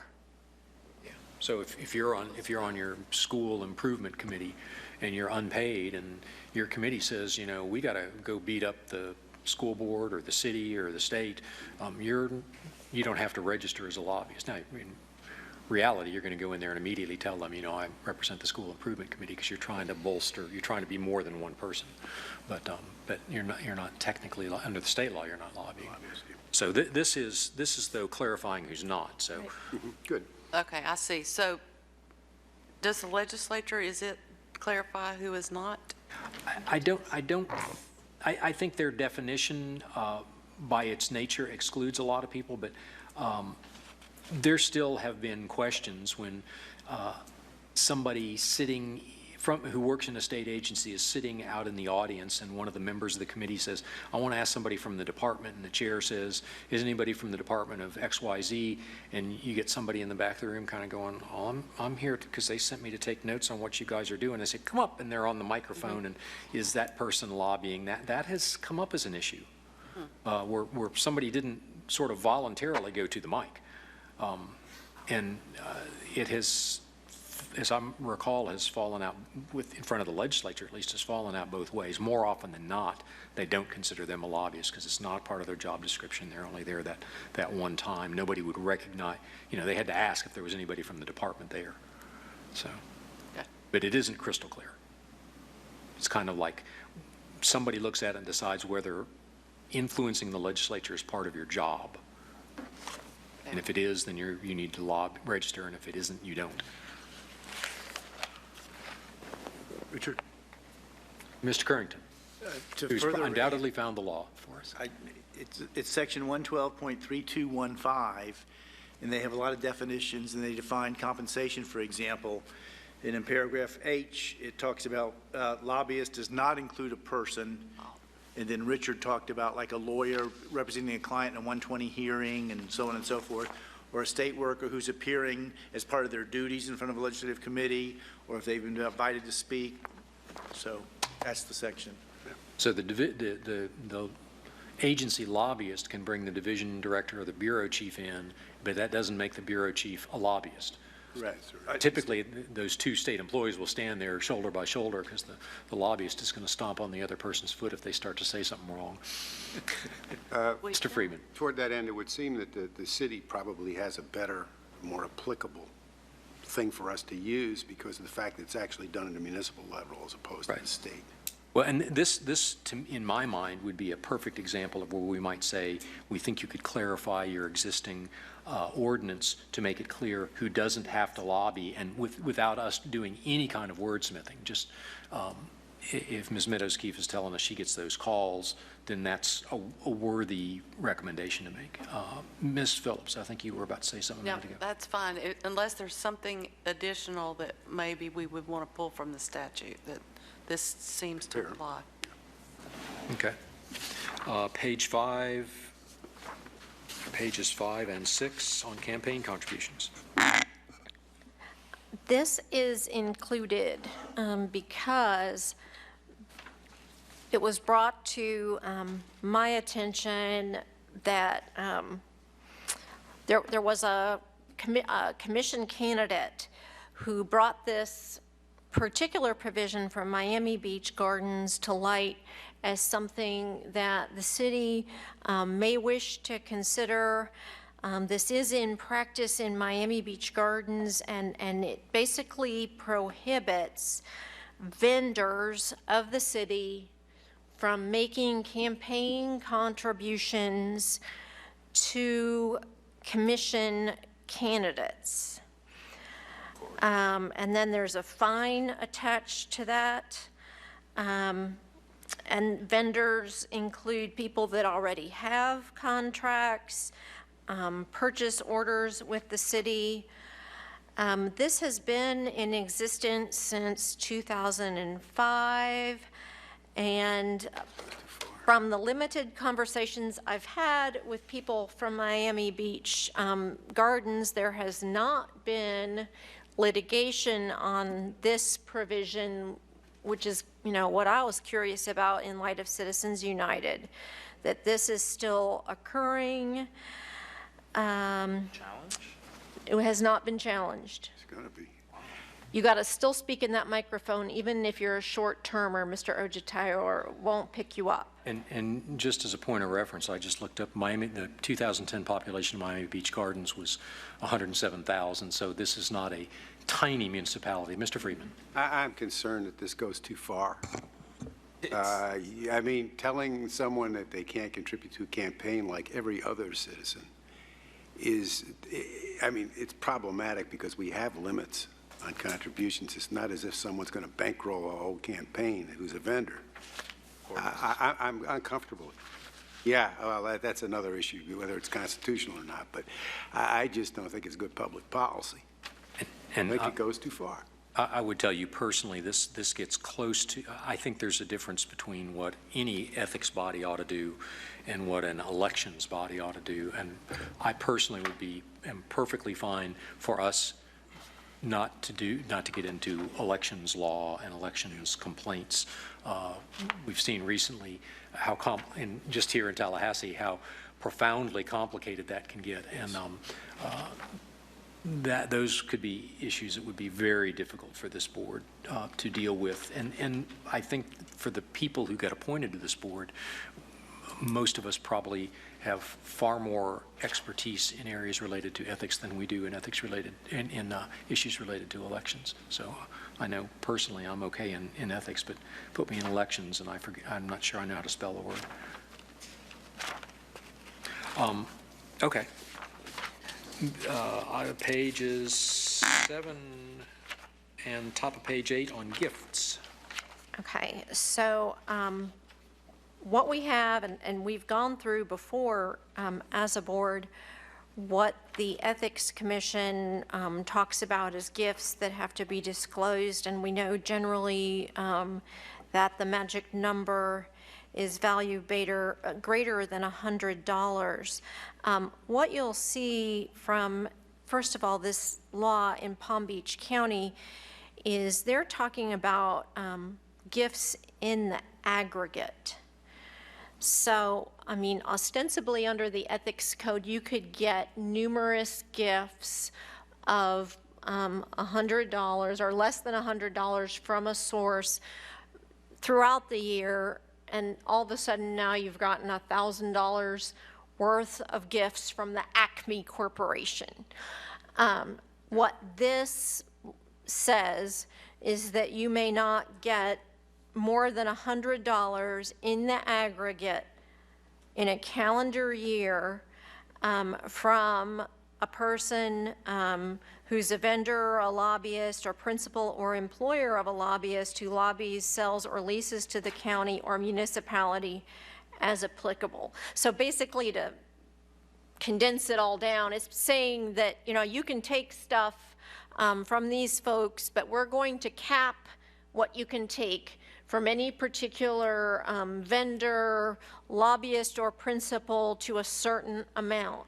Now, this would put a bit more of a burden on officials to keep a tabulation of, well, I got $25 here, I got another 25 here, and that they're going to have some bookkeeping challenges with that. However, I did feel like this was something the board should think about and consider. If we're thinking about the nature of influence and how contracts are awarded and procured, what other jurisdictions are doing.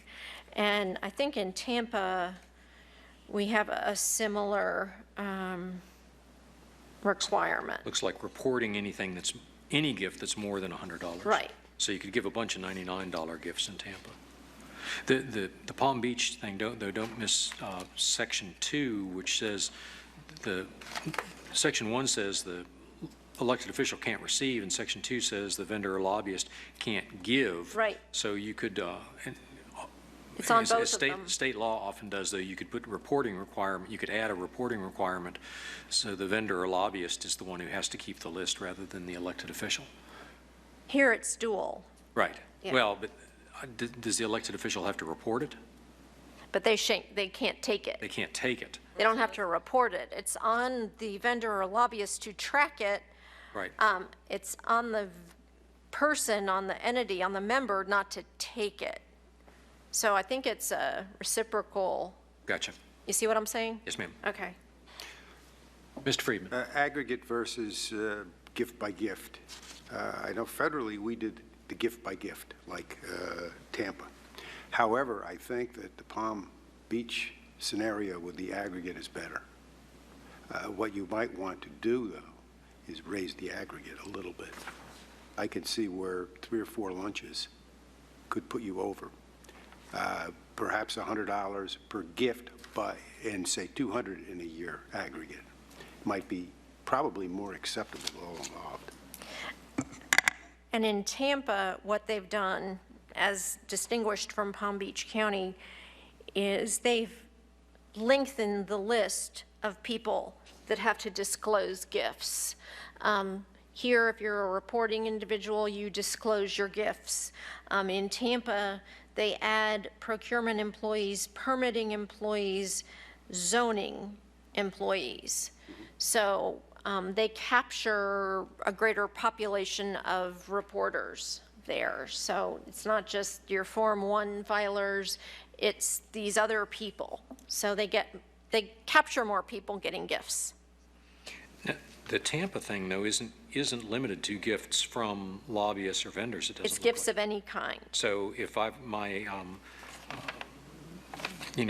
buddy from high school, we played ball together for, in high school and college, and we're still friends, 30, 40 years later, I get a gift from him, I better report it, even though he's lived in Japan for the last 35 years and doesn't know what I do for a living. I think and under the Florida gift law, there's a lot of that kind of reporting. If you're not a relative, and it's a very broad definition of relative, technically you're supposed to report it.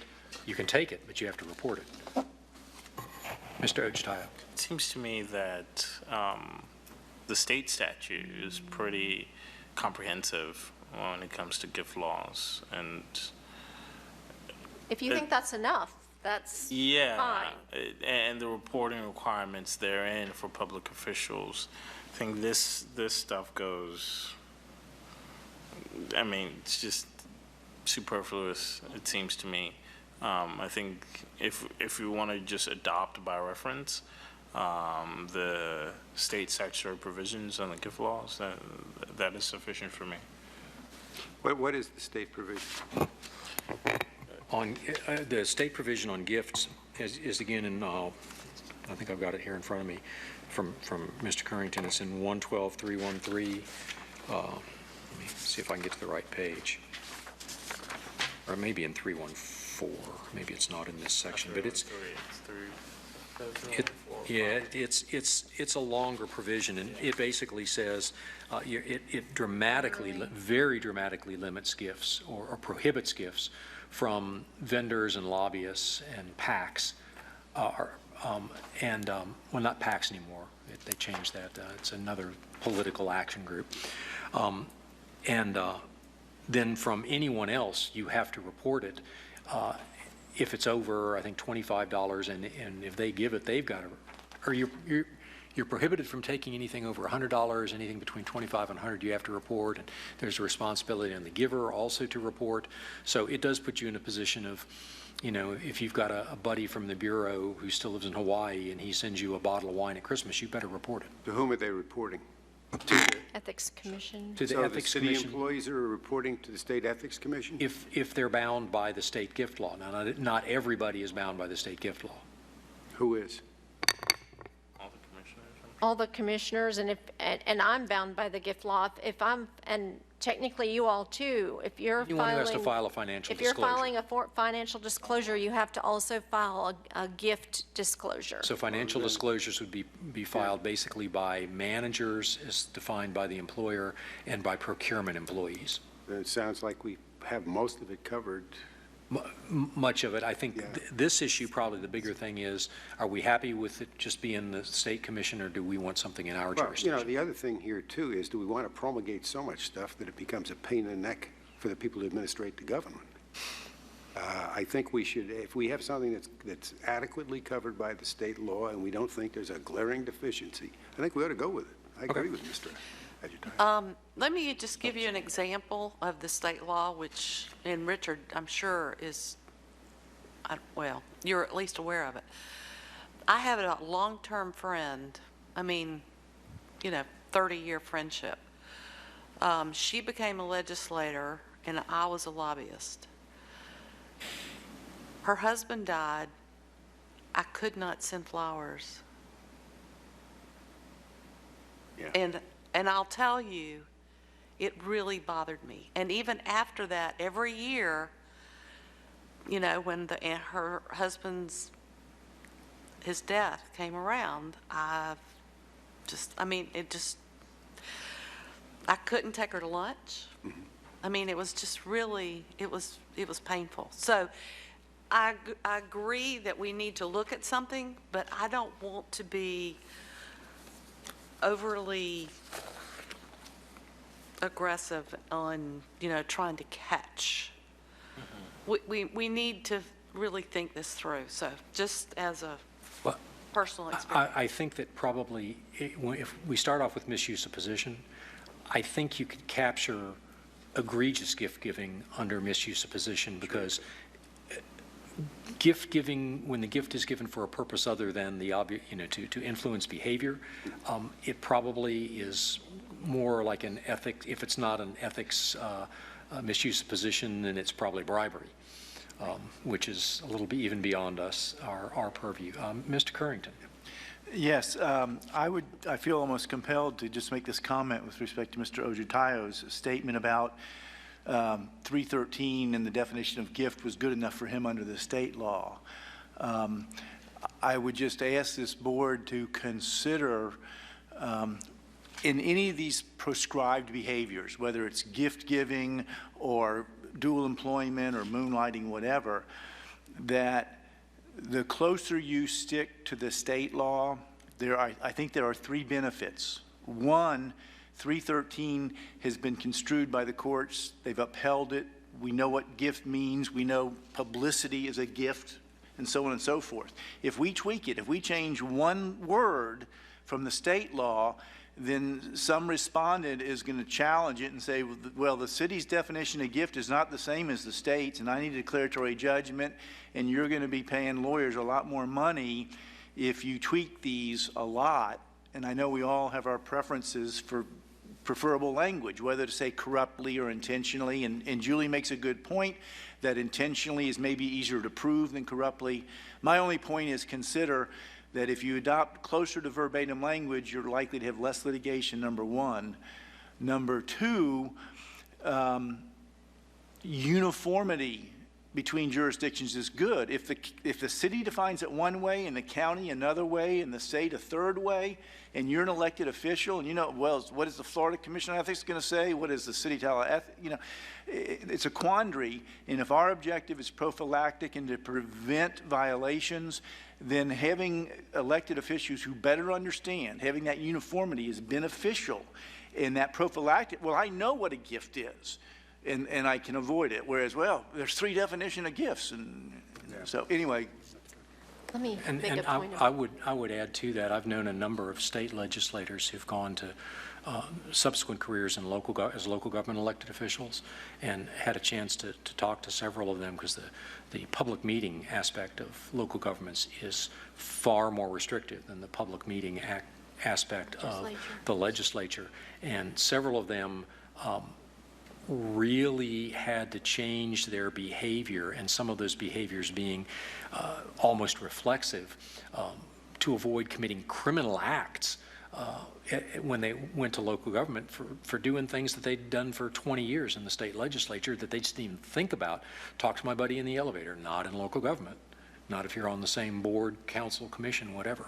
So I agree there are huge advantages as we watch people certainly move from one government to another in some level of consistency. Ms. Meadows-Keefe. Yeah.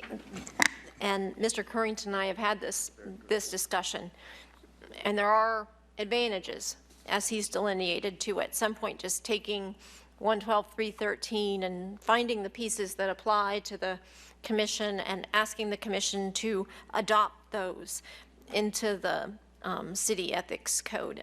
There's two issues with that. I mean, we do have the advantages, as Mr. Currington delineated. The disadvantage is that we're adopting that same standard that the state has, that we've heard people say it's not strict enough. They don't think the standard is strict enough. So this exercise is designed to present examples to you of where other jurisdictions have tightened up on things that are problematic for them, to respond to that criticism that, well, the state ethics code is too lax and we can't get them to change it or enforce it. So that's one reason for this. The second reason that this may not be desirable is that if you're the city commission, their argument most likely will be, now people have two bites at an apple to get to me, that, you know, if the board gives me a pass on this violation, the ethics commission can still have a chance, and vice versa, that one gives you a pass and one doesn't, and that can result in litigation as well. So there's a counter to that. So the board just has to decide how it wants to view these different things. A question? I'm sorry, Mr. Friedman. Would it be possible to bring these back with the relevant sections of the state code so that we could compare them? I feel like I'm almost in a position of trying to make a decision without enough facts. Well, we can. The one thing I would say is that, and I was going to kind of save this to the end, my personal preference on this, speaking just as a member of the board, and I certainly, you know, I'm going to go wherever you guys want to go, would be to say we like certain, you know, if we want to say we like misuse of position, we liked outside employment, we like clarifying the exclusions for lobbyists, to say we looked at state law, we looked at these various local government provisions, City Commission for the City of Tallahassee, we would recommend that you expand our jurisdiction to include these topics, and let them, because But we haven't looked at the state law right along with these provisions. It would be nice to do that Side by side. side by side so that we could compare them. I don't have no doubt that I'll wind up agreeing with you, but I'd like to see all of the facts before I gotcha. Okay. come to any conclusion on anything. Okay, and then we're on item 8, duty to report. Okay. I'm sorry, page 8. Duty Page to 8. report. Duty to report, and I can't recall, it might have been Mr. Poitevin who at the last meeting said something about duty to report, that if you see something, you need to say something. So I went to different locations to find draft language. They have one in Palm Beach County that is there for you to look at. And it basically talks about you can't retaliate. To me, it seems like a whistleblower type of provision.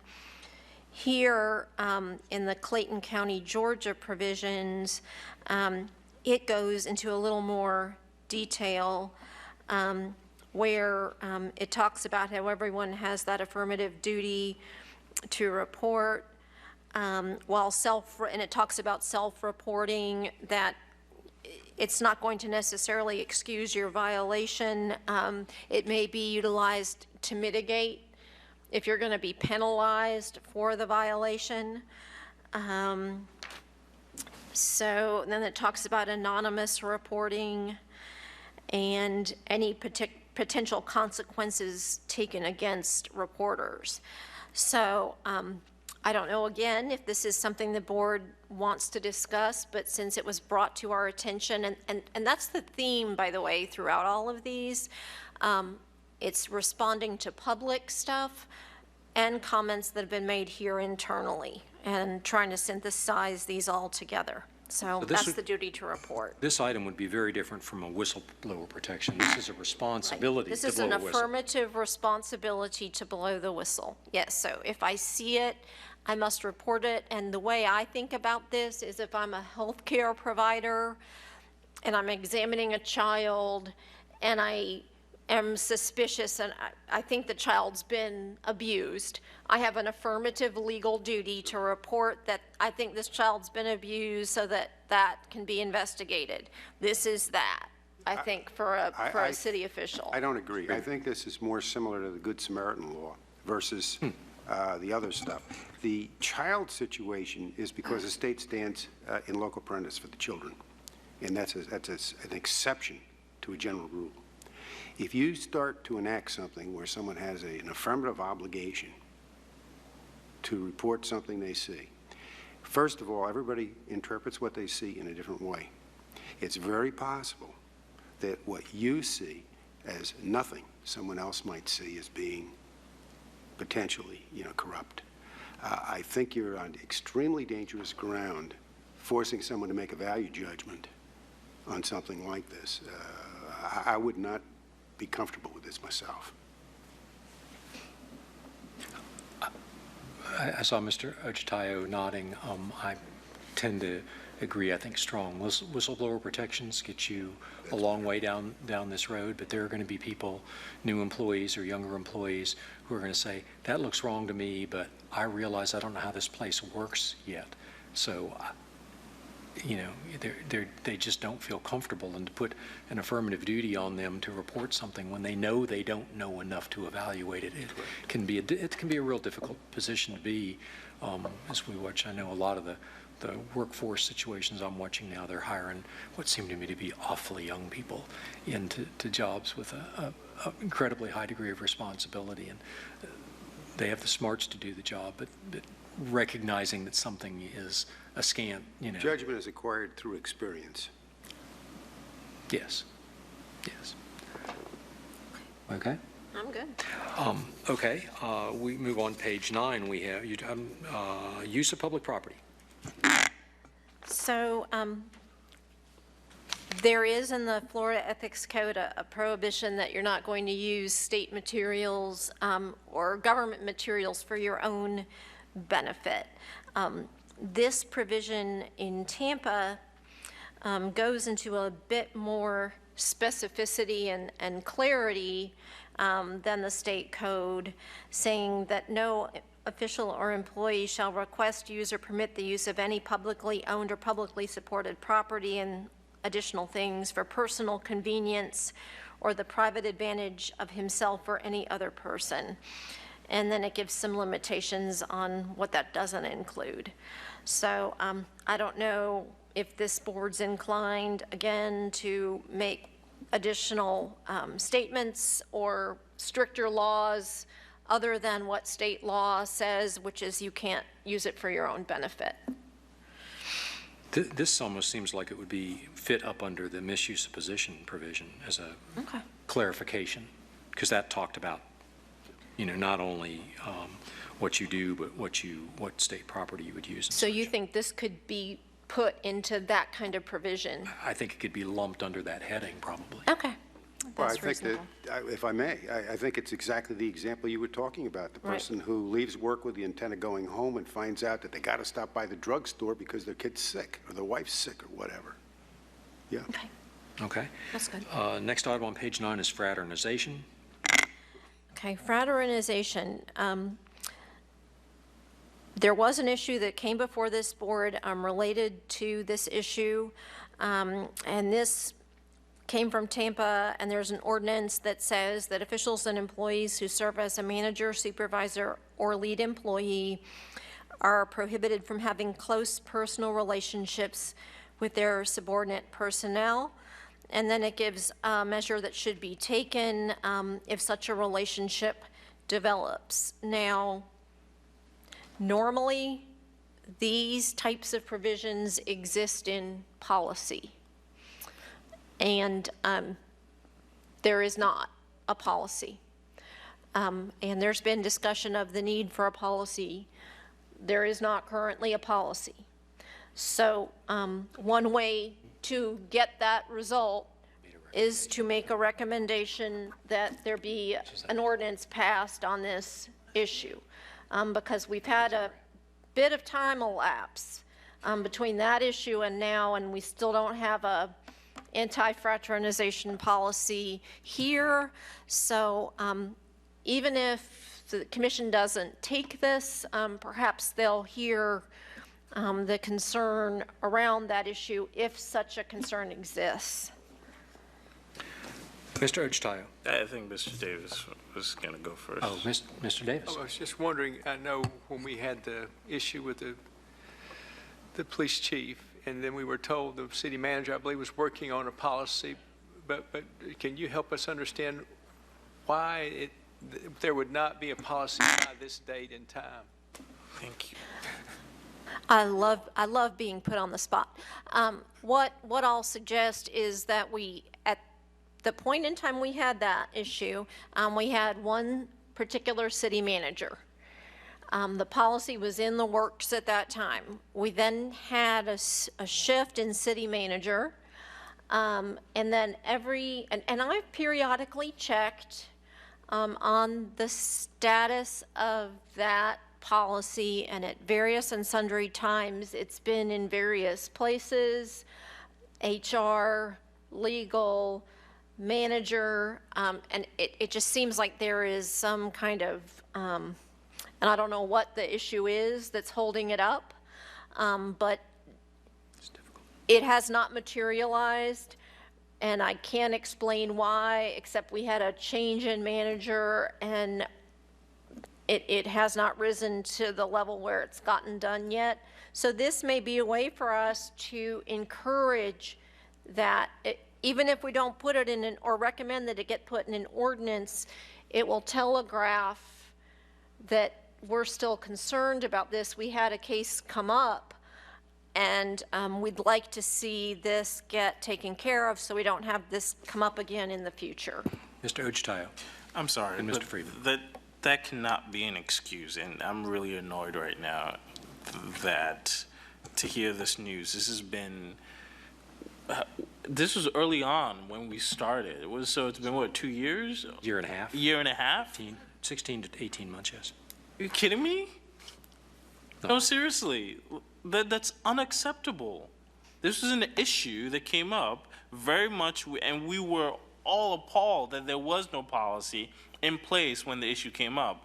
And we told them with urgency, with all speed and alacrity, to get this thing together, put in a policy in place, so that when it does happen again, which it will happen again, it probably is happening right now, and just nobody's talking about it, no one has reported it, and there's still no I have never seen an organization of this size, and at the city doesn't have a fraternization policy. That's inexcusable. And I posit to you, Mr. Chair, that you need to call somebody up here at the next meeting and give them a talking to. Because no, really, a year and a half later and still nothing has happened. Literally nothing.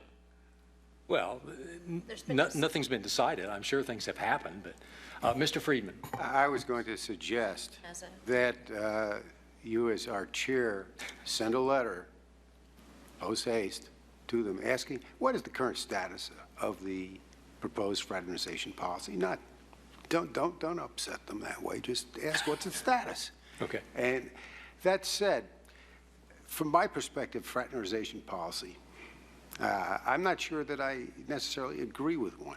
But what I do get concerned about is, upon hearing the situation with the chief of police, I was concerned potentially that employee perhaps received benefits that other employees in the same pay grade did not receive, or got promoted past that person. Those things are clearly actionable. But telling someone who they can date, I'm not comfortable with that. Ms. Phillips.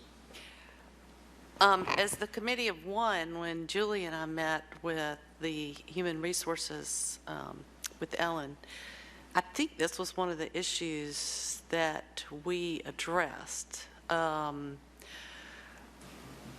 so they are working on, at the last update, they are working with Julie and to try to change some of the ethics, the references in the human resources policies and procedures. So it might be pretty timely.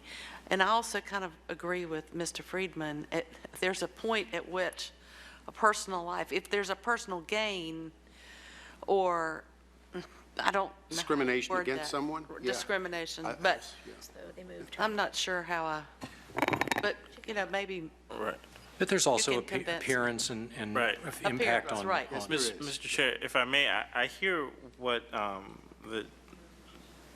the two last comments, and I get this is not an attempt to control people's lives or tell them how, especially their love lives, and tell them who today or what not today. But studies have shown repeatedly, again and again, the issue of, especially when it's a supervisor and a subordinate, and I think that's what this addresses, okay? This is not about, coworkers going out. It really comes to the issue of a supervisor in a direct chain of command.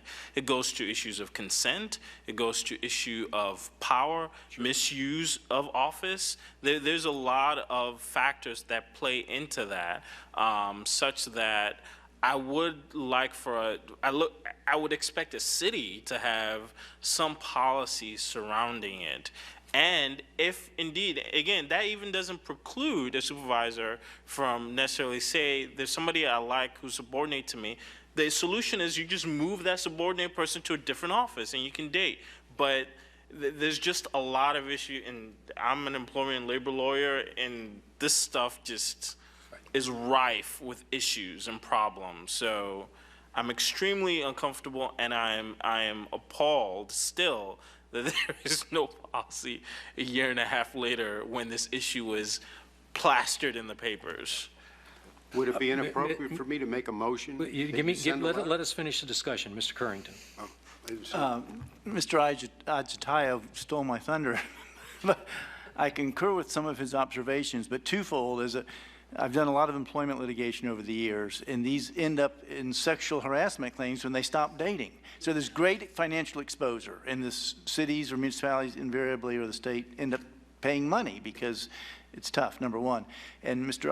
Agitayo also says, I think appropriately, and it's analogous to nepotism, there's ways to avoid it. If you can't hire, I can't hire my son, but maybe somebody else somewhere else in the city might, or whatever. But so they're, it's not totally limiting their social life, and it is only the subordinate, not the co-worker situation. But before I take a motion, let me see if I can do something. It seems to me we've got two separate issues here. One is this particular issue related to fraternization and a situation that we heard about a while back. One, I would like to put it on next month's agenda with some update of what has been done and where things are. Since we don't know right now, it may be that they're pretty far down the policy road, and yes, they've taken too long, but nonetheless, if they're close, if we, if they're in a pretty good place, we may hear that and we may go fine. I don't know, but I'd like to just Get the do that, facts. and Julie, that's something Julie and I could work on. The other thing, the second issue that I hear, the undercurrent in all of this is kind of a, what the heck, if we recommend something so I'm going to suggest that in the ethics officer's monthly report that we add another page that is kind of a recurring, any recommendations that we make go on that, and until the board determines to close those, that we just keep them on there so that something like this, we would have seen it every month for the last year and a half. Right. And we wouldn't be in a position of going, why has it been a year and a half? I mean, this, to a certain extent, this falls on us because we had, I think, some feelings about an issue. And there, I'm not sure, I have to go back and think, and count on Julie's brain to do a lot of this. There might be another couple of these that we've done over the last 2 years where, we were expecting something to happen. So I think that kind of tracking, we can prevent some of this delay in the future just by, just like we see the monthly complaints, we see the monthly budget. I think we ought to see the monthly list of our recommendations and what their status is. Some people are just flouting, all right, so what are we doing here?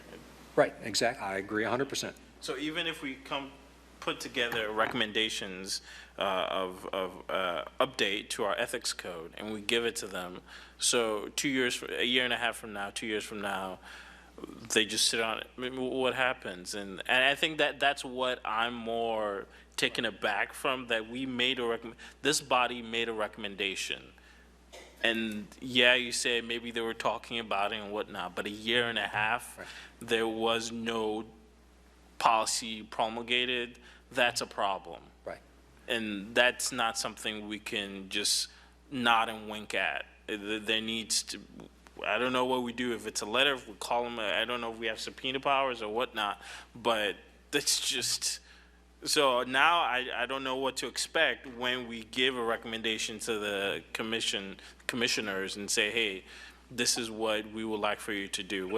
Are we going to rely on the public to, keep on them and I've got a comment. anyway, I'm sorry, I'm a little. I Let me- do think we should do whatever we do in writing. That way, in normal parlance, we'll get a response in writing. I will tell you something. Otherwise, you may never get a response. Something Julie and I have talked about over the last month, and I was going to recommend when she got through this, is that we also add to our next agenda. We've decided that we can self-initiate a complaint. We've decided that we can write a letter of a Advisory. what do we say? Advisory opinion. Advisory opinion, thank you. Clearly, the ordinance gives us the ability to suggest, to make hard suggestions. I think that we need to add to our arsenal something that she and I have been alternately calling a letter of guidance or a letter of concern, where this board would say, we saw something in the paper, we had testimony about something, whatever. It isn't necessarily an ethics violation, but the optics are not good. We are concerned about it. We think that in fulfilling our role and responsibility and in protecting the city's liability and the taxpayers' money, you would be well advised to have a policy on blah, blah, blah, and we can be as specific as we want.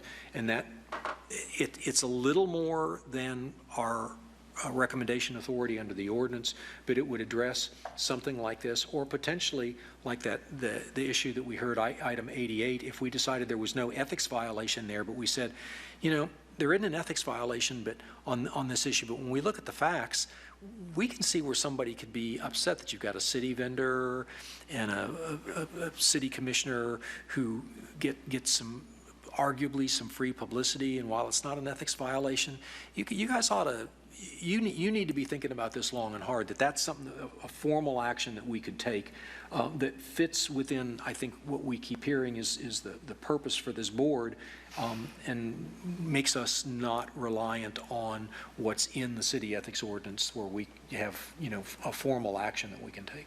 This actually as you were talking, brings to mind a way to, I'm big on closing loops. And that's why I brought this particular item to you so that we could highlight it.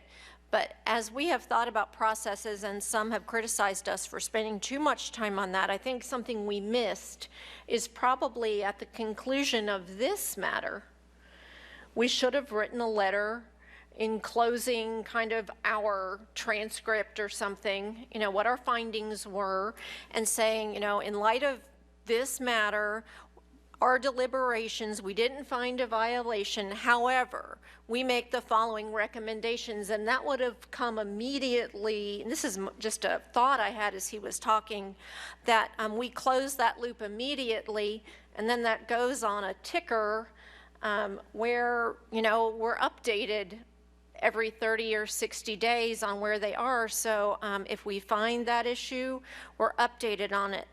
The advantage we had with that one issue with the energy auditors is that the auditor took it, audited it, made recommendations. The recommendations were implemented on a timetable, and he came and said, oh, look at this nice package with a bow. It seems like that's what we should have done in that first case. So part of what we do is learn. So I think in the future we do that, but in terms of this, I think I'm still kind of wondering what you all would like. I think what I heard is you want to be updated at the next meeting about the status of where this is. Well, and Ms. Phillips. Well, not only updated on the status, because a year and a half is a bit long, but to go along with that, you know, I've had discussions, and Julie has too, with HR on some changes for theirs. I did the same thing with procurement. As I reported today, procurement took them and kind of ran with them. They were already working on them, so I have to give them credit for that, but they did go ahead and they found one that they were supposed to have done. They didn't realize it hadn't been done, but through our discussion, I think it was the conflict of interest. They went ahead and moved forward with changing their policy. But I think this is a human resources policy that should be addressed, unless you disagree with me, but Unless they don't want to do it, unless there's not a, they don't want to do a policy, and I guess that's where I'm at. You want them to do a policy. You don't want them to have to pass an ordinance.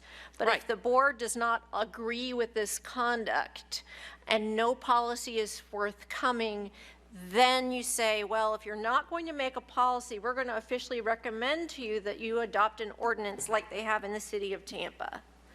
Right, but what my comment is, they're supposed to be giving an update in January, so I think it's timely. Okay. So if you'll follow up and at least get some information Right. on the status of that and other things. I mean, while we're doing it, let's just go ahead and address the other issues that have been discussed with Okay, human so resources. That's good. So by January, we're going to do a formal follow-up on this and come back to you with some kind of a policy that, and I'll make myself a committee of one this time, that Julie and I can think through and talk about how we track, well, two parts really. One is how we make sure that we formally convey our recommendations in a way that, you know, so there's some document that the board sees as a body and votes on and gets formally conveyed, and the other is then how we track that and keep it alive until the board decides to close it. When Mr. will, Freeman. when will the written letter or whatever go out to the city? You were talking about delaying it yet another month? I think that we can send them something between now and I don't know if we'll get a response, but I think we can send them something now, Service. That's kind of what I was hoping, if that's the will of the board. if it's the will of the I'm pretty board. sure Mr. Ojtaya is going to say that's, take that and increase it by 2 orders of magnitude. It It'd is be his not will. optimal, but it's the best we can do, given the fact we've just discovered that the problem exists. Right. Mr. Davis, you okay with that? Yes, and could I add a point? Please. I was just thinking too, obviously Julie's included this language from the city of Tampa. I would just think, and I've never done a lot of labor law like some of you, but I would just think most major cities have a policy like this and need a policy, and where have we been? You know, I mean, and so, Yes, sir. And so I'm thinking, Absolutely right. I mean, what always helps me in anything I'm researching and studying in the law is, you know, I could see us writing a letter saying, we've looked in these major cities in Florida, have a similar policy like Tampa, St. Pete, Jacksonville, Miami, Fort Lauderdale, California. West Palm Beach, boom, boom, boom, boom, boom. These cities have these things in place. Tallahassee needs it as well. Most of them have them in policy, though. Right, Not in and see, ordinance. that's- So there's a difference that Tampa went ahead and put it in an ordinance. Most organizations will simply have that in their daily policies and procedures. For some reason, Tampa felt it appropriate to pass an ordinance. That's a little extraordinary, but I hear what you're saying. To me, it's, anyway, See, Yeah, I mean, I get Ms. your Davis. point. I just think there's probably an overwhelming number of cities out there that have had something in place for a long time. And where have we been? Right. And Mr. Friedman. it seemed to me 6 to 8 phone calls by Julie, and we'll know. And she can put those names in the letter, saying, how come we don't have one yet when? Have them. I mean, geez. Okay, so what I'm getting is Ms. Phillips first. Now, I would really like to see it in a policy. That's my recommendation. Okay, so I'm getting the sense of the board that Julie and I are authorized to get a letter out. And we'll do some. We can ask them to have someone come and present to us at the And next meeting. that would fit right in with the HR report. Sure, anyway. sure. So there will be some formal follow-up, and we'll keep on at the next meeting, and then on this specific issue, and then the broader issue of that when we make recommendations, we need to make sure that we make them formally and we track them over time. Now this letter then won't be approved by the board. Since you want it in January, this is on Julie and me, and we'll get that done. Last item on your list, Ms. Meadows-Keefe, product endorsements on page 9. I don't know if I want to go through this or not. This one it may be one that the chair would believe and the board would think would go under misuse of position, that we should not use our official position to endorse products. I do know, and maybe this could go in policy too, although I don't know, we haven't had the best with policies. I think we've had some good response. We've had some good response. You're right. They've been great. The treasurer clerk at one point was asked to whether a quote from him could appear in an ad for a city vendor, that, you know, that a city vendor had done a great job for the city, and he was asked, you know, can we put a quote from you or a reference as we're trying to grow our business? And, you know, I did research, and obviously that answer to me was no. And Tampa went ahead, and here they're talking about mayor, but they went on here to define that no employee can publicly endorse or recommend any product, service, vendor, or person or entity, and that's only for the public contracts. So people write Yelp reviews, for example, on the Cool Bean or whatever. That would not touch that. If you're going there for dinner, you can still write a review. But if you're buying widgets from Acme Corporation in your capacity as a city employee, you're not allowed to write a review of them formally. So I don't know, again, what the board thinks of that. I've had issues like that come up, so I'm taking direction from you on that. Mr. Friedman. I'm uncomfortable with that, and I'll tell you what I see. Suppose they have a big ceremony to unveil the bridge down the thing during the summer. And they go to different companies, and Coke says, well, if you let us put up the Coca-Cola banner, we'll give you all the Coke you want for free or whatever. Is that a tacit endorsement by whatever official makes that decision? I think it is. I think that you're going too far down the thing. If they're not getting something for it, boy, it's pushing it. I would not allow my name in this, you know, to be in this board to be associated with any endorsement, and I think most people won't. But I don't like reducing it to ordinance. Some of them get, I would tell you, a personal experience I had was advising a county elected official who was a cancer survivor who wanted to lead a cancer awareness campaign run through the hospital where their cancer treatment, the local hospital where their cancer treatment had been delivered, and was very concerned. And what this person's, their government attorney and I worked long and hard and basically came to the conclusion that as long as nowhere in any of these materials does it list your official job title, it's pretty hard to tell somebody who is a cancer survivor that they can't go out and promote cancer awareness if you want to walk out of the room with your head on. You've got to find a solution to those things. And I think there are a lot of people, and that was clearly an endorsement. Mr. Currington. And I think Mr. Friedman touched on it. I think if you add for compensation, that solves a lot of the problem. But also, I would be concerned, what happens if you have a procurement officer who's being challenged? Why do you continue to use this vendor?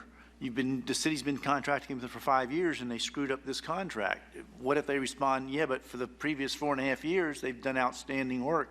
Is that a violation of this? I think for compensation would be a huge difference. That does make a big difference.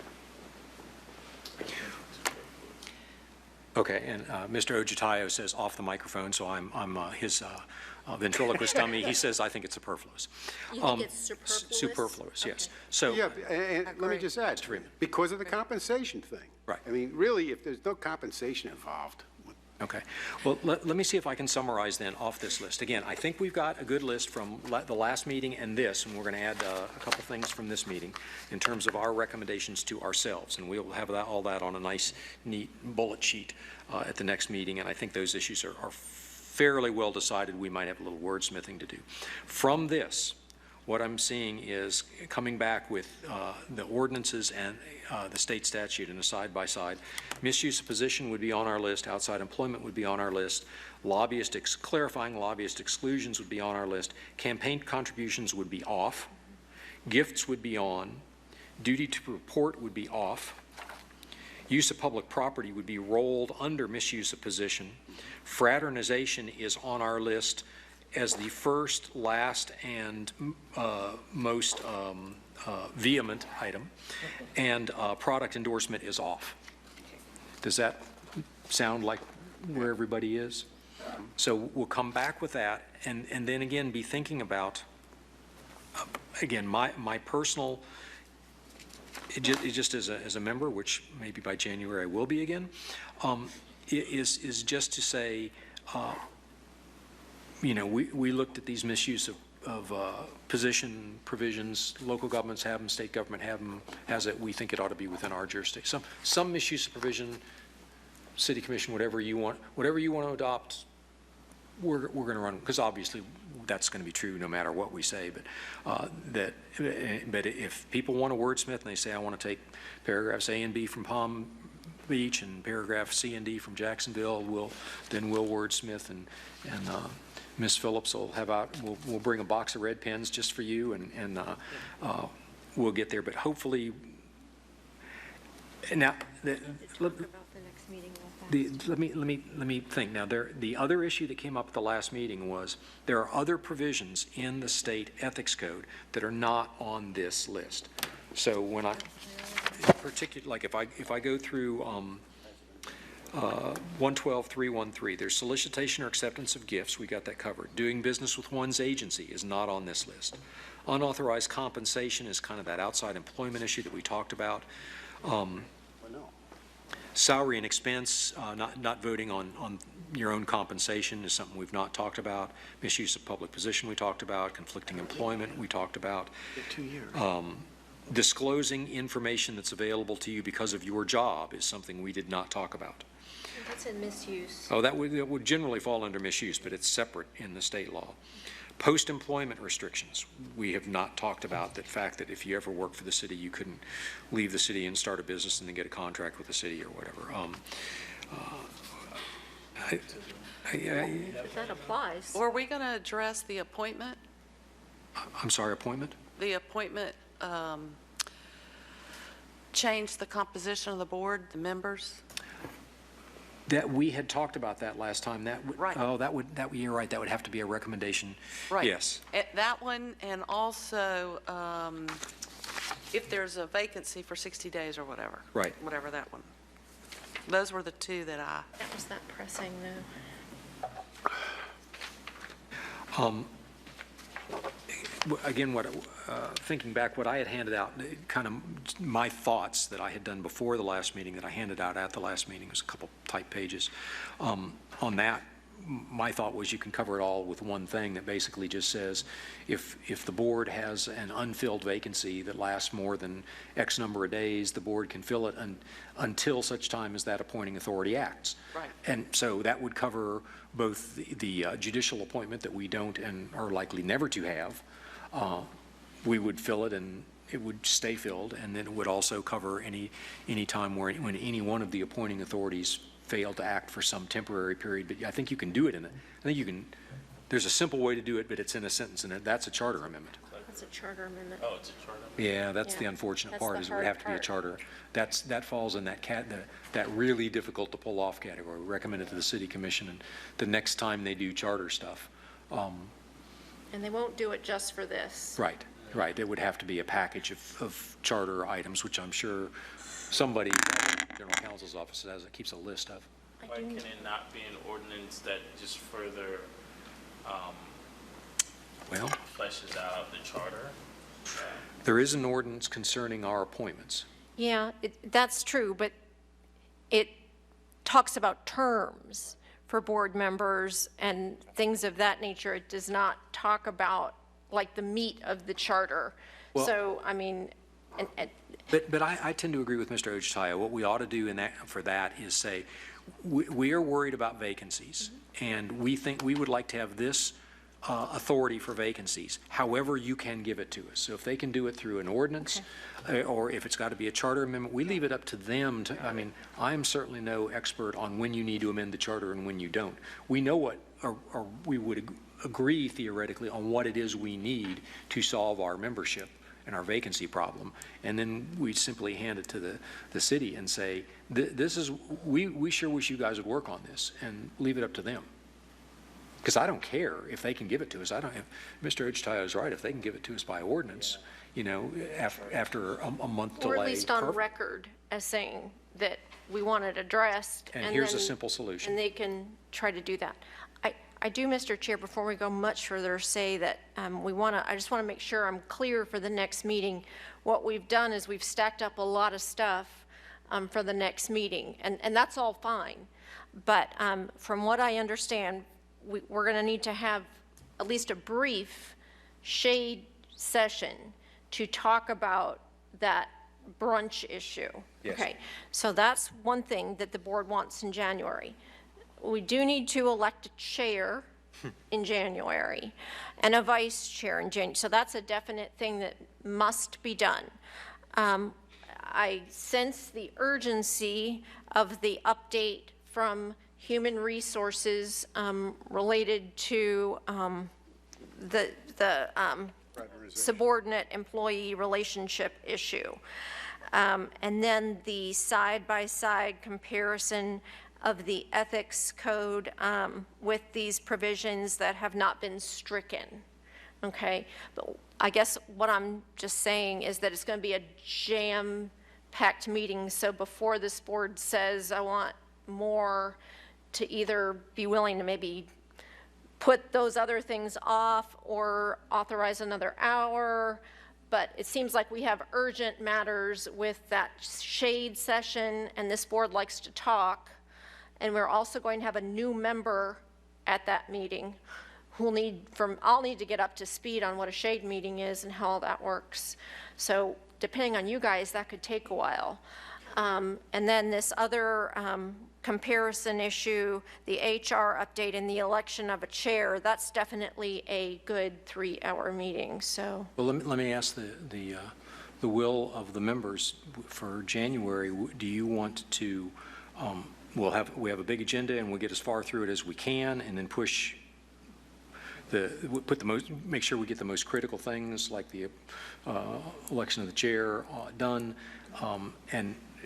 most critical things, the election of the chair and the fraternization policy. We get the most critical things done. Well, Ojai will be gone by then, It- so it- he it can won't matter. explode from home. It won't matter. He'll haunt me on that one. And plus, you got Mr. Currington who's going to stand in for him anyway.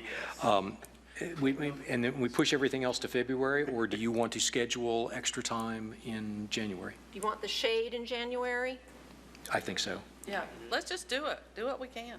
Okay. Do what we can in the time we have and push to February if whatever we don't get finished. Sure.